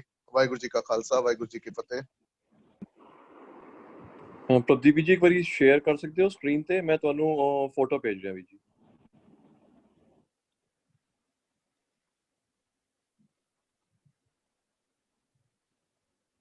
ਵੀਰ ਜੀ ਮੇਰੇ ਖਿਆਲ ਨਾਲ ਪੈਂਡਿੰਗ ਪਾ ਲਓ, ਕਿਉਂਕਿ ਪੂਰਾ ਸ਼ਬਦ ਆਪਾਂ ਕਲੀਅਰ ਕਰਾਂਗੇ, ਫਿਰ ਆਪਾਂ ਇਹਨੂੰ ਵਿਚਾਰ ਕੇ ਨਾ ਪੂਰਾ ਸ਼ਬਦ ਹੀ ਆਪਾਂ ਇੱਕ ਅੱਧੇ ਦਿਨ ਦੇ ਵਿੱਚ ਇਸ ਨੂੰ ਡਿਸਕਸ ਕਰਾਂਗੇ ਆਪਾਂ ਪੂਰਾ ਜੀ। ਕੋਈ ਗੱਲ ਨਹੀਂ ਵੀਰ ਜੀ।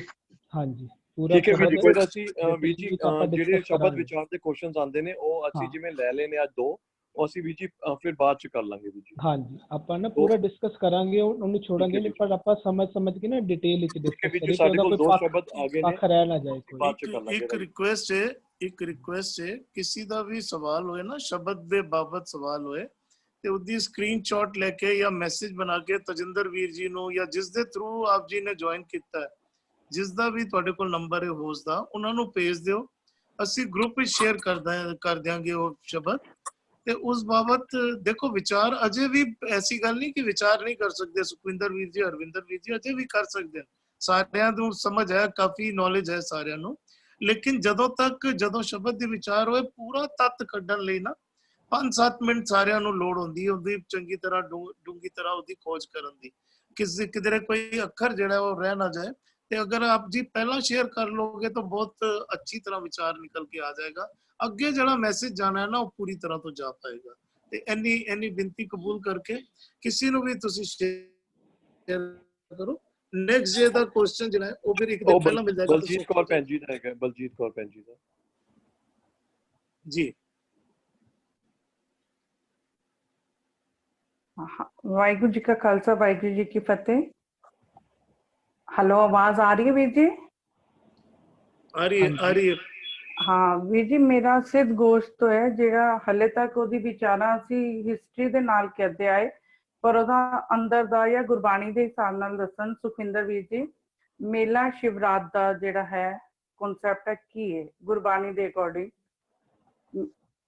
ਸਿੱਧ ਗੋਸ਼ਟ ਦਾ ਅਰਥ ਅਸੀਂ ਹੁਣੇ ਹੀ ਸੁਣ ਕੇ ਆਏ, ਪਰ ਜੋ ਪ੍ਰਚਾਰਕਾਂ ਨੇ ਉਹ ਹਿਸਟਰੀ ਨਾਲ ਰਿਲੇਟਡ ਕੀਤਾ ਹੈ, ਤੇ ਤੁਸੀਂ ਦੱਸੋ। ਭੈਣ ਜੀ ਸਿੱਧ ਗੋਸ਼ਟ ਦੀ ਪੂਰੀ ਇੱਕ ਬਾਣੀ ਹੈ, ਲੇਕਿਨ ਸਿੱਧ ਗੋਸ਼ਟ ਦਾ ਇੱਕ ਤੁਕ ਵਿੱਚ ਆਪਾਂ ਸਿਰਫ ਇਹ ਗੱਲ ਕਰ ਸਕਦੇ ਹਾਂ ਕਿ ਸਿੱਧ ਗੋਸ਼ਟ ਗੁਰਬਾਣੀ, ਗੁਰੂ ਸਾਹਿਬ ਜੀ ਨੇ ਉੱਥੇ ਸਿੱਧ ਗੋਸ਼ਟ ਆਖਿਆ ਕਿਸ ਨੂੰ ਹੈ। ਨਹੀਂ, ਉਹ ਚੀਜ਼ ਕਨਸੈਪਟ ਕਲੀਅਰ ਹੈ, ਬਸ ਇਹ ਮੇਲਾ ਸ਼ਿਵਰਾਤ ਦਾ ਇਹਨੂੰ ਅੰਦਰ ਦੇ ਭੈਣ ਜੀ ਸਾਡੇ ਨਾਲ ਨਾ, ਸਾਡੇ ਇਤਿਹਾਸ ਨੇ ਸਾਡੇ ਨਾਲ ਨਾ ਬਹੁਤ ਵੱਡਾ ਸਾਡੇ ਨਾਲ ਧੋਖਾ ਕੀਤਾ। ਇਹਨਾਂ ਨੇ ਸਾਨੂੰ ਇਹ ਦੱਸਿਆ ਗਿਆ ਹੈ ਕਿ ਮੇਲੇ ਸ਼ਿਵਰਾਤ ਦੇ ਜਿੱਥੇ ਮੇਲਾ ਲੱਗਿਆ ਹੁੰਦਾ ਉੱਥੇ ਜਾ ਕੇ ਸਿੱਧਾ ਦੇ ਨਾਲ ਗੁਰੂ ਜੀ ਦੀ ਗੱਲਬਾਤ ਹੋਈ ਹੈ, ਹਨਾ ਜੀ। ਅਸੀਂ ਇਸ ਤਰ੍ਹਾਂ ਸਮਝਾਇਆ ਗਿਆ ਨਾ ਸਾਨੂੰ। ਹਾਂਜੀ। ਲੇਕਿਨ ਇਹ ਇਸ ਤਰ੍ਹਾਂ ਨਹੀਂ ਹੈ। ਗੁਰਬਾਣੀ ਆਪਾਂ ਸਿੱਧ ਗੋਸ਼ਟ ਦੀ ਗੁਰਬਾਣੀ ਦੇ ਵਿੱਚੋਂ ਪੁੱਛਦੇ ਹਾਂ ਸਿੱਧ ਗੋਸ਼ਟ ਨੂੰ ਕਿ ਤੁਸੀਂ ਸਿੱਧ ਗੋਸ਼ਟ ਕਿਸ ਨੂੰ ਆਖਦੇ। ਸਿੱਧ ਗੋਸ਼ਟ ਵਿੱਚ ਗੁਰਬਾਣੀ ਦੀ ਤੁਕ ਆਉਂਦੀ ਹੈ ਜੋ ਸਿੱਧ ਗੋਸ਼ਟ ਦੀ ਡੈਫੀਨੇਸ਼ਨ ਦੇ ਰਹੀ ਹੈ। ਉਹ ਤੁਕ ਗੁਰਬਾਣੀ ਸਤਿਗੁਰੂ ਜੀ ਸਾਨੂੰ ਸੋਝੀ ਬਖਸ਼ਦੇ ਨੇ, ਕਹਿੰਦੇ ਨੇ ਨਾਮ ਰਤੇ ਸਿੱਧ ਗੋਸ਼ਟ ਹੋਏ, ਨਾਮ ਰਤੇ ਸਿੱਧ ਗੋਸ਼ਟ ਹੋਏ। ਗੁਰਬਾਣੀ ਵਿੱਚ ਸਿੱਧ ਵੀ ਕਿਸ ਨੂੰ ਆਖਿਆ ਗਿਆ? ਸੁਣਿਆ ਸਿੱਧ। ਜਦੋਂ ਸਾਡਾ ਮਨ ਨਾਮ ਨੂੰ ਸੁਣਨ ਲੱਗ ਜਾਂਦਾ ਹੈ ਤੇ ਜਦੋਂ ਫਿਰ ਨਾਮ ਵਿੱਚ ਰਤਿਆ ਜਾਂਦਾ ਹੈ, ਉਸ ਅਵਸਥਾ ਨੂੰ ਸਤਿਗੁਰੂ ਜੀ ਇਸ ਤਰ੍ਹਾਂ ਆਖਦੇ ਨੇ ਨਾਮ ਰਤੇ ਸਿੱਧ ਗੋਸ਼ਟ ਹੋਏ। ਉਹ ਇਹ ਵਾਲੇ ਸਿੱਧਾਂ ਦੀ ਗੋਸ਼ਟੀ ਇਸ ਐਂਗਲ ਵਿੱਚ ਸਤਿਗੁਰੂ ਜੀ ਸਾਨੂੰ ਸਮਝਾ ਰਹੇ ਹਨ। ਉਹ ਜਿਹੜਾ ਇਤਿਹਾਸ ਦੇ ਨਾਲ ਜੋੜ ਕੇ ਸਾਖੀਆਂ ਦੇ ਨਾਲ ਜੋੜਿਆ ਜਾ ਰਿਹਾ ਨਾ, ਉਹ ਸਾਨੂੰ ਗੁੰਮਰਾਹ ਕਰਨ ਵਾਸਤੇ ਸਤਿਗੁਰੂ ਉਹ ਇਹਨਾਂ ਨੇ ਉਹ ਸਾਰਾ ਕੁਝ ਕੀਤਾ ਹੈ। ਸਾਨੂੰ ਸਿੱਧ ਗੋਸ਼ਟ ਦੇ ਅਰਥ ਵੀ ਸਿੱਧ ਗੋਸ਼ਟ ਦੀ ਬਾਣੀ ਦੇ ਵਿੱਚੋਂ ਲੱਭਣੇ ਪੈਣਗੇ, ਉਹ ਸਤਿਗੁਰੂ ਜੀ ਨੇ ਦਿੱਤੇ ਵੀ ਹੈ। ਇਹ ਦੇਖੋ, ਨਾਮ ਵਿੱਚ ਰਤਿਆ ਕਿਸ ਨੇ ਜਾਣਾ ਹੈ, ਨਾਮ ਤੋਂ ਬਾਹਰ ਕੌਣ ਹੈ, ਨਾਮ ਨੂੰ ਮਨ ਕੌਣ ਨਹੀਂ ਰਿਹਾ ਨਾ। ਆਪਾਂ ਰੋਜ਼ ਗੱਲ ਕਰਦੇ ਨੇ ਕਿ ਸਿਰਫ ਇੱਕ ਮਨ ਵਿੱਚ ਹੀ ਨਾਮ ਨਹੀਂ ਵਸ ਰਿਹਾ, ਬਾਕੀ ਸ੍ਰਿਸ਼ਟੀ ਦੇ ਕਣ ਕਣ ਦੇ ਵਿੱਚ ਨਾਮ ਹੁਕਮ ਵਸ ਰਿਹਾ ਹੈ। ਮਨ ਨਾਮ ਵਿੱਚ ਨਹੀਂ ਰਤਿਆ ਜਾ ਰਿਹਾ, ਮਨ ਨਾਮ ਦੇ ਵਿੱਚ ਰਤਿਆ ਗਿਆ ਜਦੋਂ ਜਾਂਦਾ ਹੈ, ਇਸੇ ਨੂੰ ਹੀ ਗੁਰਬਾਣੀ ਆਖਦੀ ਹੈ, ਨਾਮ ਰਤੇ ਸਿੱਧ ਗੋਸ਼ਟ ਹੋਏ। ਉਹ ਗੋਸ਼ਟੀ ਫਿਰ ਜਦੋਂ ਨਿਕਲਦੀ ਹੈ ਨਾ, ਉਹ ਸਤਿਗੁਰੂ ਜੀ ਨੇ ਇਸ ਬਾਣੀ ਵਿੱਚ ਸਾਨੂੰ ਸਮਝਾਇਆ ਕੀਤਾ ਹੈ। ਹਾਂਜੀ, ਠੀਕ ਹੈ ਵੀਰ ਜੀ। ਮੇਰੇ ਖਿਆਲ ਨਾਲ ਤੇ ਅਸਥੂਨ ਮੇਲਾ ਸ਼ਿਵਰਾਤ ਜਿਹੜਾ ਨੇ ਗੁਰੂ ਗ੍ਰੰਥ ਸਾਹਿਬ ਦਾ ਹਿੱਸਾ ਨਹੀਂ, ਸ਼ਾਇਦ ਭਾਈ ਗੁਰਦਾਸ ਜੀ ਦੇ ਵਾਰਾਂ ਵਿੱਚੋਂ ਹੈ। ਹਾਂਜੀ ਹਾਂਜੀ ਹਾਂਜੀ, ਨਹੀਂ ਹੈ ਹਿੱਸਾ, ਇਹ ਗੁਰੂ ਗ੍ਰੰਥ ਸਾਹਿਬ ਦਾ ਹਿੱਸਾ ਨਹੀਂ ਹੈ, ਸਿੱਧ ਗੋਸ਼ਟ ਦਾ ਹਿੱਸਾ ਨਹੀਂ ਹੈ ਵਾਲਾ। ਯੈਸ ਵੀਰ ਜੀ, ਉਹ ਭਾਈ ਗੁਰਦਾਸ ਜੀ ਨੇ ਸਮਝਾਇਆ ਗਿਆ ਹੈ। ਹਾਂ, ਉਹ ਇਤਿਹਾਸਿਕ ਪੱਖ ਕੋਈ ਰੱਖਦੇ ਪਏ ਨੇ, ਅੰਦਰ ਗੁਰੂ ਗ੍ਰੰਥ ਸਾਹਿਬ ਦਾ ਹਿੱਸਾ ਨਹੀਂ ਹੈ, ਹਿੱਸਾ ਨਹੀਂ ਹੈ। ਮੈਂ ਉਹੀ ਕਹਿਣਾ ਚਾਹੁੰਦਾ ਸੀ, ਤਾਂ ਰਾਈਟ ਕਰੈਕਟ ਕਰਤਾ ਵੀਰ ਜੀ। ਠੀਕ ਹੈ ਵੀਰ ਜੀ, ਥੈਂਕ ਯੂ ਵੀਰ ਜੀ। ਸਮਾਂ ਹੋ ਗਿਆ, ਮੈਂ ਫਤਿਹ ਦੀ ਸਾਂਝ ਕਰਨਾ ਇੱਕ ਵਾਰੀ। ਵਾਹਿਗੁਰੂ ਜੀ ਕਾ ਖਾਲਸਾ, ਵਾਹਿਗੁਰੂ ਜੀ ਕੀ ਫਤਿਹ।